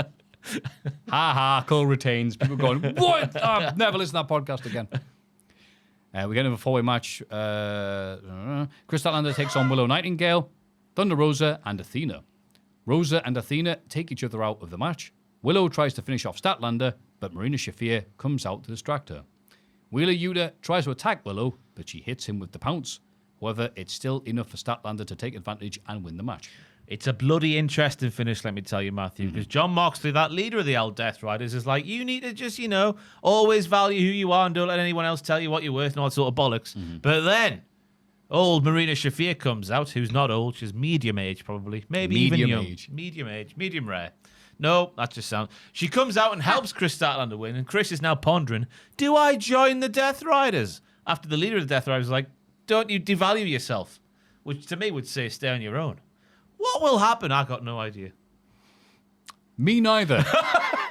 Not really asked about Death Rider stuff, to be honest with you. Good for them. They hope they have a nice time with it. I would like to see Chris Statlander just batter fools all over the shop, because I liked how different this match was to the 4 we just saw a segment before, because this was a lot more grounding and pounding than the big fancy moves. Wasn't Thunder Rosa's best night at the office, but that kind of thing happens from time to time, doesn't it? But then we get to the bit where Willow and Statlander have their bit in the ring, and then everyone's got answers for everyone else's moves. Big throws then happen. Goodness me. It got it was like a little war-tish match.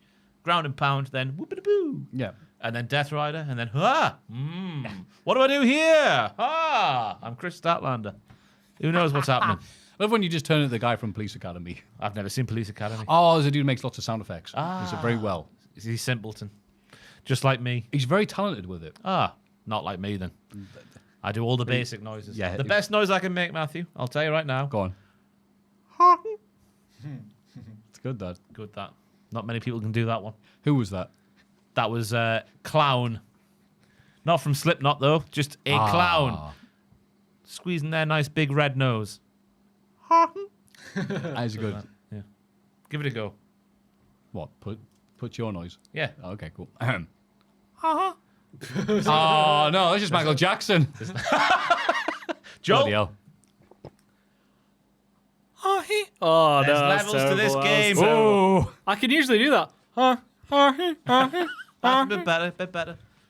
It's like you're trying to pop your God. ears, bloody hell. I feel like I've lost it. I feel like I used to be able to do that. Oh, no, I'm doing... Enough.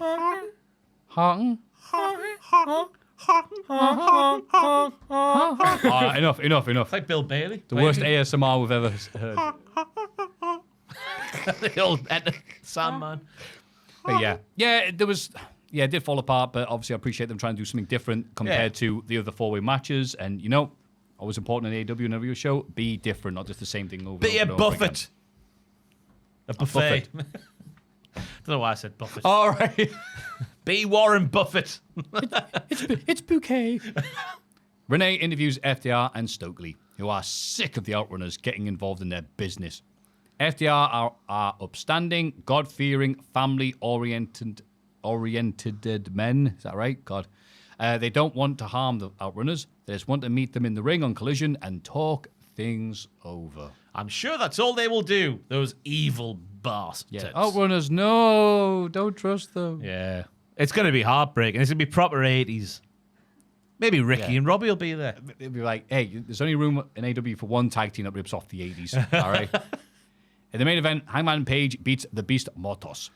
The lights go down and the books appear to hit Page with the EVB trigger. The Death Riders arrive too. All the stars are here. And Moxie chokes Hangman with a chain. The Ops try to make the save, but are kept at bay. Ospreay runs out and the Death Riders leave. While the faces check on Hangman, Moxie tells a ringside camera that he'll show the world what a real champion looks like. Who's that meant to be? It's Hangman Page. Really. Sorry, that caught me off guard there. Beast Mortos in the second main event in 2 weeks. Yes. Who knows why? Apparently it was a big deal that he was in the show last week because he did do CMLL years ago, but he wasn't like, oh, whoa, ooh, what a big thing for me. He just was like, whatever. So it was a bit, they had to be talked into doing it.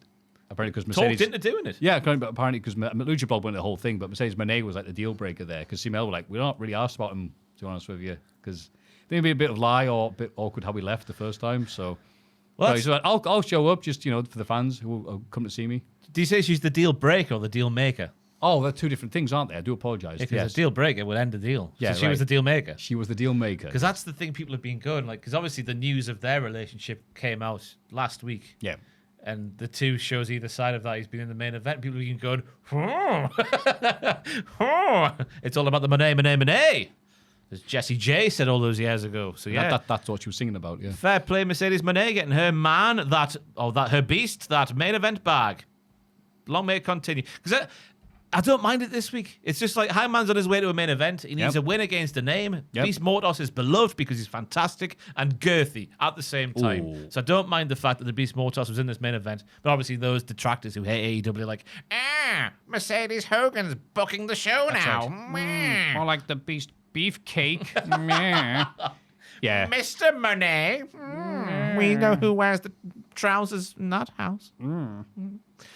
But that's how they talk. But I thought the way the match was structured was pretty interesting because 17 days out from this big title match that Hangman has, he got whizzle-wazzled all out of the shop by the Beast Mortos. It was a Triple H structured match in the way that on TV, some matches we see each and every week, one guy or gal or whatever it is on top, then the other one does two moves, and that one wins the match. And that's how this match played out here. And I thought that was quite interesting, considering how close we got to the show. I think, it's one of those matches to get the crowd into Hangman Page, and the idea that he might lose to Mortos, even though Mortos can't buy a win on the TV in singles matches. Still, people like Mortos. I like Mortos. I like Hangman Page.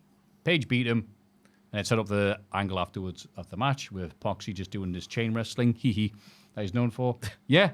Again, solid box ticket episode this from AEW. Yeah, I thought it was funny the way the move that turned the tide was the bit where they were doing the trading tombstone spot, and then it was when Mortos flipped through and he spiked Hangman. Yeah, but that was the move that sort of woke Hangman up, and he was like, bish bash bosh. Yeah, it's over now. I didn't really care for the stuff after the bell because it feels like we've just seen it 15 million times with the Ops coming out to run away the Death Riders. I agree, but the fact that we can see the horizon now. We can see this is almost over. It's almost done with this horrible storyline. What are we? Yes, we are. You got to say it's the only way I can wake up in the morning. There's knowing that this is going to be ending soon. There's a 1.8% chance, I reckon, that Jon Moxley retains. Would you put money on it? I would put £1 on because I reckon the odds are 100,000 to 1. I wonder if you can bet on AEW. Yeah, surely you can. Yeah. I mean, are DraftKings a thing over here? I never had a dabble on DraftKings. Do you know, Joe? I don't think it is over here. AEW, all in, betting odds, 2025, 4-3-5. Early betting odds. We'll have a look at the betting odds. Oh, that's from May. That's out of date. We'll never know. We'll never know. But I hope that you don't make a lot of money on that because it would mean that Moxie would win and we'd be stuck with this. It can't happen. It can. We're going to be optimistic and full of hope. That's how we get through this podcast and the week of wrestling. Let's have a rummage in our mailbags. Mailbag. Ooh. Hello, diddlers. Hi. Long-time listener, first-time writer. I've listened to almost every episode of the podcast, even the early ones. Sorry. Ooh, We are very sorry. Sorry about that. Other than the few occasions that I've ended up so far behind that I've had to skip forward to catch up. The podcast and Cultaholic more broadly has been such a mainstay of my week and life for the past 8-ish years, so much so that it helped start a lifelong friendship. The year was 2019. I was studying for my final uni exams, watching an episode of the podcast in the background, when someone I barely knew from work walked past and said, "Hey, I know those guys." Very quickly, a true friendship was formed. Having found someone to watch pay-per-views with, and we've since been to Money in the Bank, both all-ins, and will be at Forbidden Door later this year. He even told the anecdote of bonding over the Cultaholic podcast in his speech as my man of honor at my wedding last October. Oh, It's such a beautiful story. yeah. They didn't know each other. And then they're at the wedding with each other. Getting married to each other. That's what I took it. Yeah. Later on that night, we also popped like all hell when Carry On Wayward Son by Kansas came on at the reception. A song that we would randomly sing at each other the one summer we lived together, and then took on more meaning when it became the theme for the Elite. I love to know when wrestling has unexpectedly made its way into big moments in your lives, and if there was anyone else there that understood it. It was mostly blank faces other than my youngest cousin who's also a fan. Thanks for endless hours of shenanigans. Stay groovy. Former Celtic striker and the only footballer I know by name, Henrik Larsson, a.k.a. Chiara from Glasgow. Is it Chiara? I think so. Or Ciara, maybe. Chiara. We do apologise. We're very stupid over here. But thank you very much from Glasgow. Glasgow. I'm struggling for an answer because my friendship group, only one admits he watches wrestling. So I talked to him about wrestling, but it's never really popped up. And everyone's gone like, "Oh, wow, wrestling. Ah, you like wrestling too?" Ooh. Yeah, there's one I can think off the top of my head where someone was talking about stuff and I was talking to somebody else who was about a wrestling fan. So they're like where Joel was. I'm like, yeah. And I made it... They weren't joining in the conversation at all and just acting like normal stuff. It was something about... Repo Man had a good match that one year against... Because they're like an old school taste. And he went, yeah. And he used to be Demolition, didn't he? And I went, whoa. And I just paused what I was doing, and it's just like, in The Great Escape, where you start to go, good luck. And like, yeah, Reaper Man was in Demolition, but that's not a common thing. You're a wrestling fan, immediately, hid behind his paper or whatever he was doing, just be like, oh, God, I've outed myself. I couldn't just say nothing. So it was nice. We're friends this day. Talks about it a bit, but he's just like, look, I remember some stuff. I just, and I look at it sometimes. I'm not a weirdo. Yeah. I've only proceeded to list like the 50 shows I've watched that week. Joel? I guess I stopped watching wrestling when I was young, and then when I was in college, me and my mates kind of bonded over it. We were like, I used to like wrestling, and then we're like, should we watch the Royal Rumble together? And so we did that. We did that, and then from then on, we watched every pay-per-view together, and that's how I got back into wrestling. That's how I got back into wrestling as well at uni. That's how I ended up working here, Yeah. So it's just like, realising my mates at college also liked wrestling. We're not so different, you and I, Joel. We're not so different. We used to get a pizza every event. What year was your first Rumble back in? Mine was Sheamus's win. Mine was later than that. I think 2014. I think Batista. Oh, dear. You stuck around. Yeah, I know. Yeah, It was God, that was not a good year. Rough patch, yeah. I mean, Mania 30 was great. Yeah, that's true. Aye. Nice. I guess there must have been a moment when I was at uni where, like, just on a night out or something, wrestling must have cropped up because obviously the watching of the wrestling restarted at that point. Well, the first times I went to Crash, which used to be a popular night thing in Newcastle. I'm glad you said Crash and not Crash. That'd be worrying. Well, it was dubbed Crash because there were a lot of young'uns that went there. But its official name, I was not the person running it. But I go there and there's a dude with a Nexus shirt on in public. And this is just after, he's clearly bought it after the initial cool introduction. But then Cena had since joined, or dismantled them, I forget. So I just kept going, did, and we were doing songs and like, he's like, can you leave me alone, please? Hey, but to be fair, the Nexus shirt is one you could get away with in public and people not know it's a wrestling shirt. Yeah, you could say it's a band or something. Unless it's a WWE logo somewhere. I'm not Probably. I think it would have been on the back for sure, but it was just the big N. Good evening, chaps and chapettes. Hello, Diddler. Hope you're doing good. We were until now. Obligatory, I've been listening and enjoying your content, especially this podcast, for many years, and was my only real way of connecting to the wrestling world before this new Netflix era opener. So keep up all the good work you all do. We appreciate it to no end. Thank you. I've never emailed before because I didn't think I had anything good to say or ask, but I had an idea pop into my head last night that I'd like to get your guys' opinion on. Deep into a thinking Instagram reel session just before going to sleep. Procrastinating was the word. Thank you. I came across a really well-edited fan edit on one of John Cena's most recent heel promos. You know the ones. I've worked so hard and none of you appreciate me and I keep winning and winning but got no props, as he is one to do on his last heel run of his. It was really well crafted, excellent footage cuts between current heel Cena and babyface Cena of old, epic music and well-cut editing suddenly made me think, damn, actually this run is super good, even though not long before I thought the exact opposite. You guys have been outspoken on how much you have not really liked this finale JC heel turn. For the most part, I've agreed with you. This isn't really what we imagined for Cena heel run, and they have fumbled the bag so far. I don't want to give too much props to Punk, as I'm a bit of a hater, but it seems to have really picked up steam, in my opinion, since their feuding started, and I've seen so many of the fan-edited competitive videos of both of them.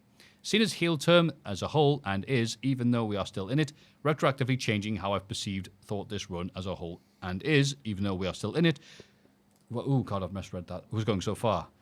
Jesus. This is similar to how I've seen so many football edits of Prime Barkley's Premier League football player highlight edits reels that have made him seem to be God's gift to football, even if the day of today play of the player might not have been that good. Basically, what I'm asking is, how can a new media fan-edited video change the historical or contemporary views on a wrestler, match, promo, or run? Can you think of any fan-edited videos that changed your perception on a match/wrestler? And should WWE look to these edits to influence their promo packages? In a way, I think they already do, but I needed that third question to hit the rule of threes. Hope this isn't too long. Too late. I appreciate you boys. Yours, ex-Nottingham Forest captain and current Burnley defender, Joe Worrell, a.k.a. Alex from Cheltenham. Well, thank you very much, mate. I don't know what you're saying there. Obviously, it took a long way to get there, but I don't understand what they're trying to say. I'm trying to think of any examples of that, because it's funny, though. Wasn't there a few football managers who would just look at clips of footballers on YouTube and go, well, this edited highlight package makes them look good, and then they get them and they'd be rubbish. Well, it was Mike Ashley's mob at Newcastle back in the day. Signed right. Ignacio Gonzalez just off the back of a YouTube video. But remember, really? Just that? back in the Soccer AM days, do you remember Brian Howard, Joel, who scored a goal for Barnsley against Liverpool in the FA Cup? Maybe. So he plays for Barnsley. He didn't really make it much higher than Barnsley, I don't think. Championship level player. But I remember him playing on going on Soccer AM back in the day. And obviously the highlight package was great as goals. The goals he was scoring, you'd think it was Messi. It was incredible. But obviously he's scoring it against Cheltenham. He's scoring it against Port Vale. Yeah. Plus it's like Soccer AM. They've probably got some really cool music playing in the background and stuff. So you're like, yeah, I'm into this. So yeah, that would make you think that Brian Howard is Lionel Messi, which is not true. But in terms of a wrestling one, I like a lot. It doesn't count as a fan one, but Dark Side of the Ring is really effective at changing an opinion. Oh, that's a really good pick. I know it doesn't count as a fan one, but yeah, especially like the really recent one of Daphne. I had no idea it was that like harrowing. Like it's just the story and such a shame what happened. But there are plenty of we've got a fair few here documentaries that'll change your perspective on stuff just with information. And yeah, I'm trying not to make this a plug about Cultaholic, but there is one channel on YouTube, and I don't know which one it is. I don't take notice of the channel name, but they do good AEW documentaries. And the one they did was the best one. Was the Punk MJF one? Yes. That one. Yeah. Sorry, I haven't got the name. But yeah, that was an example of a fan-made one, I guess. That's not. Yeah, I'm talking about like there's the long play video stuff, because there's so many cool video editors in. I remember the videos, but I rarely remember the names. I mean, IQ Wrestler does amazing work for wrestlers, but they're doing them for like wrestlers who are already cool. Who's the one on Twitter that it's always about Kevin and Sammy? And it's always like little intricate stuff you might not pick up. Is it? Oh, I know the ones you mean. Myths or gifts or something like wrestling bollocks. I'm terrible with names. It's just yeah, you'll know them on Twitter. Those are cool. Yeah. I remember when people started doing fan cams of wrestlers. Someone did one for Vern Gagne. What? What do you mean by fan cams? Oh, it's like when it's just like it's more of a band thing or like a BTS type thing where it's like it's just clips of your favorite and it's just like edited, but it's made to look like it's a VHS tape as well, so it's got like play in the background, little triangle, stuff like that. Just like fan cam. Oh yeah, shows us. Yeah, Fred Durst got a lot of fan cams, but someone just did one for Vern Gagne, and he's just like, I love the contrast. That's like, yeah, you don't need a hype package now. Sexy young Vern Gagne in his prime. So that's nice. Joseph Weirdness has made me appreciate and understand a lot of All Japan stuff. Because I'm like, okay, yeah, they hit each other really hard and head drops. And he's there like, no, it's not just about dropping on the heads. It's needing to get in the fight. And it really like sums it up and goes, oh, okay, I can understand this a lot more than just reading a Meltzer review. Like, they nearly died, 5 stars. I'm like, okay. But then he goes into detail why the match means this, what was happening beforehand. I'm like, oh, hell yeah. And I would not have liked these matches anywhere near if I didn't have someone like that to explain it to me. Yeah. So. And Dark Side of the Ring, Muhammad Hassan, I've newfound respect for him. Yeah. Just all the crap he had to put up with. Because obviously you just think about like UPN channels, you're going, absolutely not. Can you get this off the air right now, pal? But just the fact that the crap he had to put up with the locker room, with the notoriously horrible and horrific mid-2000s locker room there. And came out the other side going, okay, I'm going to get out of wrestling, become a head teacher, get benefits, and do a lot more of a life than I would have stayed in WWE. Yeah. Yeah. Yeah. Yeah. Dark Side of the Ring. That's a nice positive spin on wrestling, isn't it? How about yourself, Joe? I mean, you're an editor. You must obviously pay attention to people's stuff. I don't watch too many fan edits, to be honest. Oh, fair enough. I think the video you were referring to, the CM Punk MJF one, was made by Outside Interference on YouTube. I believe that's the one you're talking about. We approve of outside interference. Yes. Thumbs up. Unless they are a diddler and the Cultaholic Yes, Wrestling we've only Podcast seen is one the thing they've done. worst. You get over too much stock in anyone. Exactly. Don't trust anybody. half They'll thumbs drop you up. like a wet towel as soon as you find out something bad about you. That's why I like wrestlers' dogs so much, because they'll never let you down. That's a good point. Let's become a police dog, I guess. Evening, gents. Hello. Just wanted to follow on a little from Danny from Northern Ireland's question last week regarding belts. One of my favorite belt designs is the much-hated Divas title belt, or the butterfly. The reason being is that the reason why my then 4-year-old daughter took an interest in the wrestling her dad was watching was because of the pretty butterfly belt, and even ended up getting one of the toy ones she took everywhere with her for a time. This ultimately led to her continuing to watch wrestling with me, to the point I now have someone who will watch the PLEs in the night with me. Aww. I appreciate the stigma around the actual belt, as it was the poster for the worst of women's wrestling and did nothing to help change the game for the female performers.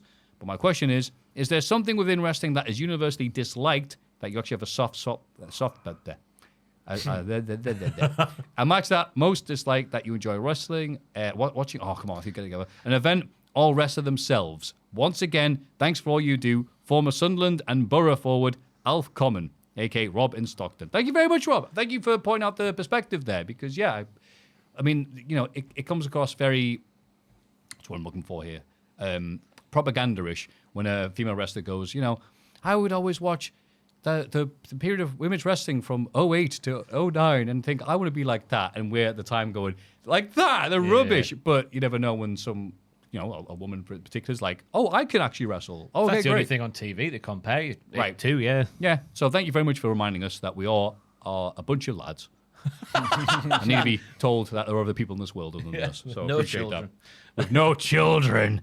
Apart So from a creche, when you go and look at the little... Doesn't matter. Imagine someone skipped the hello, first question. children. Do you like the Nexus? So, yeah, something that you like, even if no one else does. Well, In wrestling, I've got one. WCW 2000 for me. It's pretty similar to that. Just that's my wrestling when I was getting into it. What were your favourites, or what made you like it? I love a bit of Big Vito, bit of Yes, Johnny okay. the Bull, bit of my mother's sandwiches, the cheese sandwiches. You broke my fingers. I can't eat the cheese sandwiches. We saw the feud building up to Super Bowl where they're having a wedding right next to the arena, this big old tent, and there's like, my mama is here. And then David Flair and Crowbar show up and wreck the place. It's like, oh, what's the matter with you? My mother's wedding ceremony, whatever. Or my Andy or whatever. And they're like furious. So we'll challenge you to a Sicilian stretcher match. Yes. And Daphne's there screaming. Yeah. She gets taped to a chair, doesn't she, and wheeled away. Yeah. But the stretcher match is funny because they put the stretchers and then the refs push them to the back. And you're Yeah. like, no. That's a comfortable way of leaving, to be honest with you. Obviously, there's stuff that you can't like Vince Russo getting his hands on the belt. Well, not at that point, yeah, yeah. thankfully. But yeah, I But mean, we have had Big T. Scott Steiner. Oh, the whole Booker T storyline. Midnight. James Yeah. Brown coming in with a cat. Oh, The giant pop for James Brown. I was not ready for it. Yeah. We're like, let's watch Super Bowl 2000, a.k.a. Ross's favorite show. I even had my mum going, ew, that cat must be big. He's got the James Brown with him. Yeah. I'm trying to think of other things. Obviously, Natural Born Thrillers. Chronic. Yeah. Chronic. I was a I'll Chronic nail fanboy. me flag to the mast of Chronic. Grommet? Chronic. Chronic. Grommet. They were, when you had no prior knowledge of what they'd done in the 90s, compared to like what they were in the year 2000, obviously before The Undertaker and Kane match. That period of time there, what a tag team. Yeah. What more do you want from tag Two team big lads wrestling? named Brian. Just throwing each other, or throwing other people around. Yeah. Incredible. The theme was good as well. Bit of Static X It was. parody. Yeah. Love dump. Yeah. Yum, yum. Big poo on the chest. Big Why poo. did I have to say Oh. That's a different thing. So I can see that. I have a soft spot for Slater and Gator, which is Titus O'Neil and Heath Slater in a very brief tag run in 2014, I want to say. And their matches were Titus O'Neil starts off, beats the poo out of his opponents, tags in Heath Slater, who runs in and gets rolled up. I don't know where it was going. It didn't lead to anything, but I like the dynamic of Titus. Just like, he turns around and like, wait, I'd rather that hard work I put in. I got to laugh at me, and I'd check online, and people are like, the worst tag team in their history. I'm like, oh, really? Okay. Joel, anything? I still like the decision from WrestleMania 39 when Cody beat Roman beat Cody. Oh. You must have been fuming at the time, though. No, I was into it because Cody hadn't been in that. He was there for a year at that point, but he was injured for quite a bit of that year, wasn't he? So I wasn't fully on board with Cody yet, and I was really liking Roman in the Bloodline still at that point. So I was rooting for Roman to win. It felt like too much of an obvious choice to have Cody win, and so when he didn't, I was buzzing. Time has proven you correct. Yes. Yeah, and it all worked out, didn't it? It built even more to WrestleMania. Well, 40. they really they did that with Luger. Maybe this isn't the time to do it, and it didn't work for them. But we could say Cody Rhodes is better than Lex Luger. Yes. Wow. Yeah, the next year I really bought into Cody, so I needed more time to buy into him. And if he'd have won at 39, I'd have been annoyed because I wanted Sammy to win at the Chamber. I'd have preferred that. Oh, yeah. So I'd have been a bit annoyed. But no, I thought it was a great decision, even though nobody else does. I think anything more up to date. I think I became a Braun Strowman defender for a while, but I think he's When he was I think the good. title's turned on him anyway. 2017 Braun Strowman. Yeah, when he was 2018 Braun pulling Strowman. scaffolding down and stuff. He was I'm great. not- I mean, finished with you. yeah, obviously that period everyone loves, but like him being in WWE after that, like when he was beefing with, not the Fiend feud, Jesus, but like just being around on the roster. I just saw some people just not liking him. I think I'm looking at that too much. I can't not mention NXT 2.0. Oh, of course, mate. We are the God, only defenders yes. of NXT 2.0 as far as I can see in the world. Yeah. A time-traveling machine back to the 90s in a 2021 box. Yes. That was great. Yeah, Ross. Shawn Michaels takes the drugs that he did in the 90s to write a show like this. You notice he just likes shows, I'm trying to think. Like, I suppose there must be a few NXT PLEs that people probably were like putting their noses up at, but Yeah. they all blend together, don't they? The rainbow, the halcyon rainbow days of 2.0, universally panned by everyone who prefers kick pads and strikes rather than sports entertainment. Exactly. You disgust us. Yeah. Yeah. Can I say, by the way, You can. Von Wagner is getting ripped. He is huge at the minute. Yeah, See him on we Instagram. booking him for the Cultaholic Wrestling Company that Sam wants to say. I nearly It's- fell off is- my sun lounger on holiday when I saw him doing this on Instagram. Oh, he was there, was he? Oh, On Instagram. Oh. Also, the things that people don't like. I'll defend a lot of CCW. I don't know CCW shouldn't. that well. I mean, it's one of these things where you go, it's a big joke and it's been a punching bag for years. Now people don't even pay attention to it, which is a shame. But it's like, no, a lot of really good memories and wrestlers came through that company. Sanjay Dutt, the Briscoes, Justice Pain. But yeah, I think I'll move on now. I think we're done. So I'll move on to the next bit, which is Wrist Piss.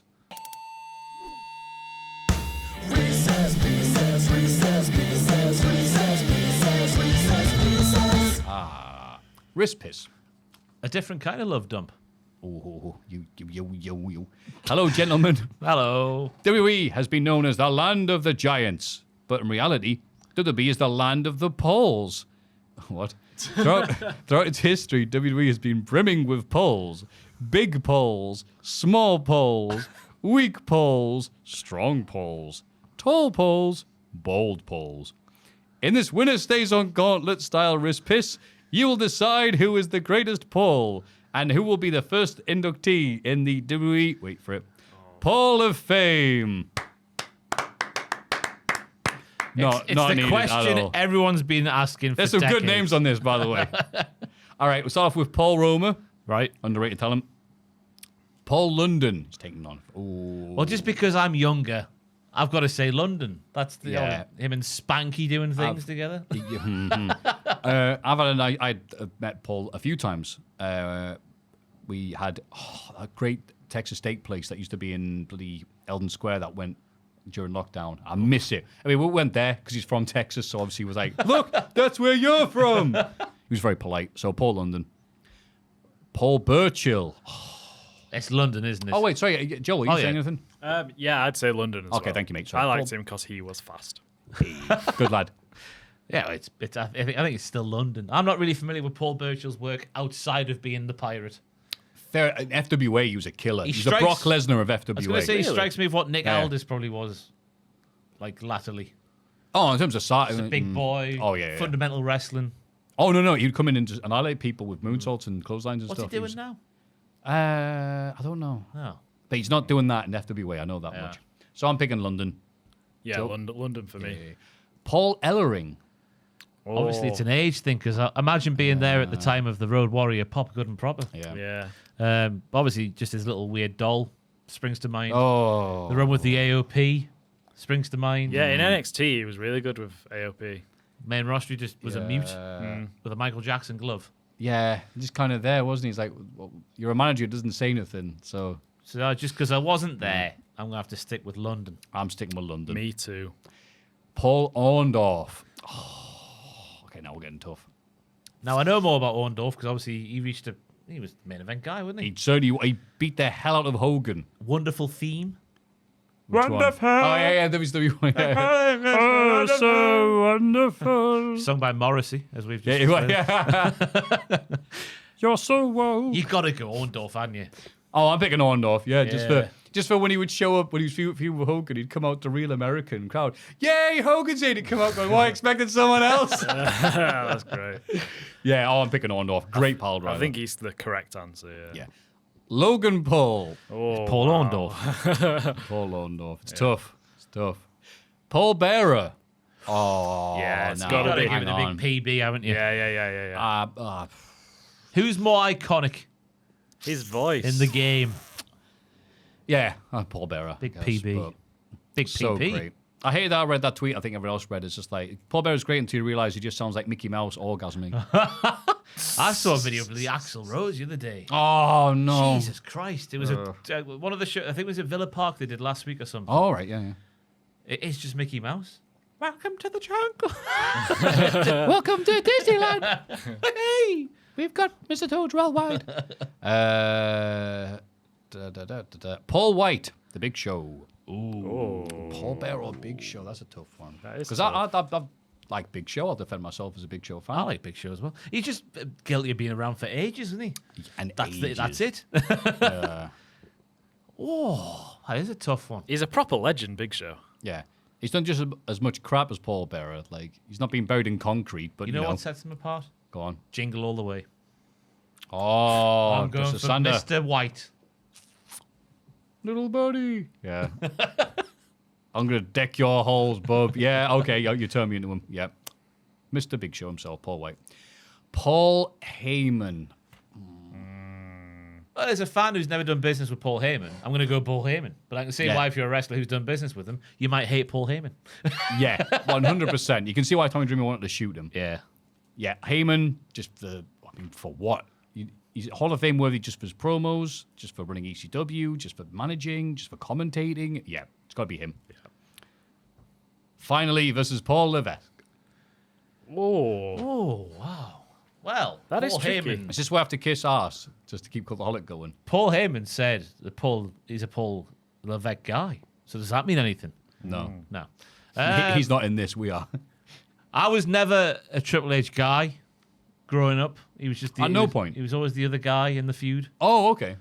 So I'm gonna go Heyman. I think I'm more of a Heyman guy than I'm a Levesque guy. fair enough. I picked Heyman as well, but I was a Triple H dude in that legendary 2000-2001 run when he was the best wrestler in the world. And I need to remind people that because obviously after that, the Reign of Terror kicked in and people forgot about how good he was. But I'm like, I had to defend him for a bit going, no, you don't understand how good he was. And I tell you what, period. he annoys me more than Heyman's ever annoyed me in the current day where he just has to shoehorn himself into everything. I mean, I can see, I'll defend that because you do want to have people that you can push and put on TV that you can trust. And you can trust yourself to show up. And if you're also over as a mega legend, like you've been presenting yourself, I don't think that's up for debate much. Do we need to see him going, if you have a little bit of pyro go off over there, and a little bit of pyro over there, and then Penta, you go, bah, bah, bah. Do we need to see that? I don't think we do. As the boss at the minute, he would say yes. I know, but it's just for everything, isn't it? Yeah. It's just like, they even got one last week where Blake Monroe is like in the PC, and it's just her talking to Triple H, and for a fact they're going to use that as like, that's the moment where she got it finally. That's when she became great. Yes. Even though she'll be the same as she was in AEW because she was great there as well. They'll bloody... Anyway, Paul Heyman for me. So you're Triple H, eh? I'm not going to sit on camera. Paul Heyman. Oh, you got away with it, Joel. They're going to get the casting vote there. Yeah, I might go Triple H. Oh, might you? Yeah, I think Heyman's probably done more for the industry, but like... If I watched a little bit more ECW, I'd maybe go Heyman, but I love Triple H. Yeah. Heyman and Ross in 01. That's my team. Oh, they were great together. Because they were together commentating for NWA, so Heyman knows exactly how to press Ross's buttons. What was he telling one day? I was like, keep it up. Cornette can take your job any day of the week, Paul. Like, yeah. Sassy JR. But, yeah. I would like to say Triple H, but no one would ever take this podcast seriously. So you've got to say how it is. So thank you, Joel, for doing the right thing.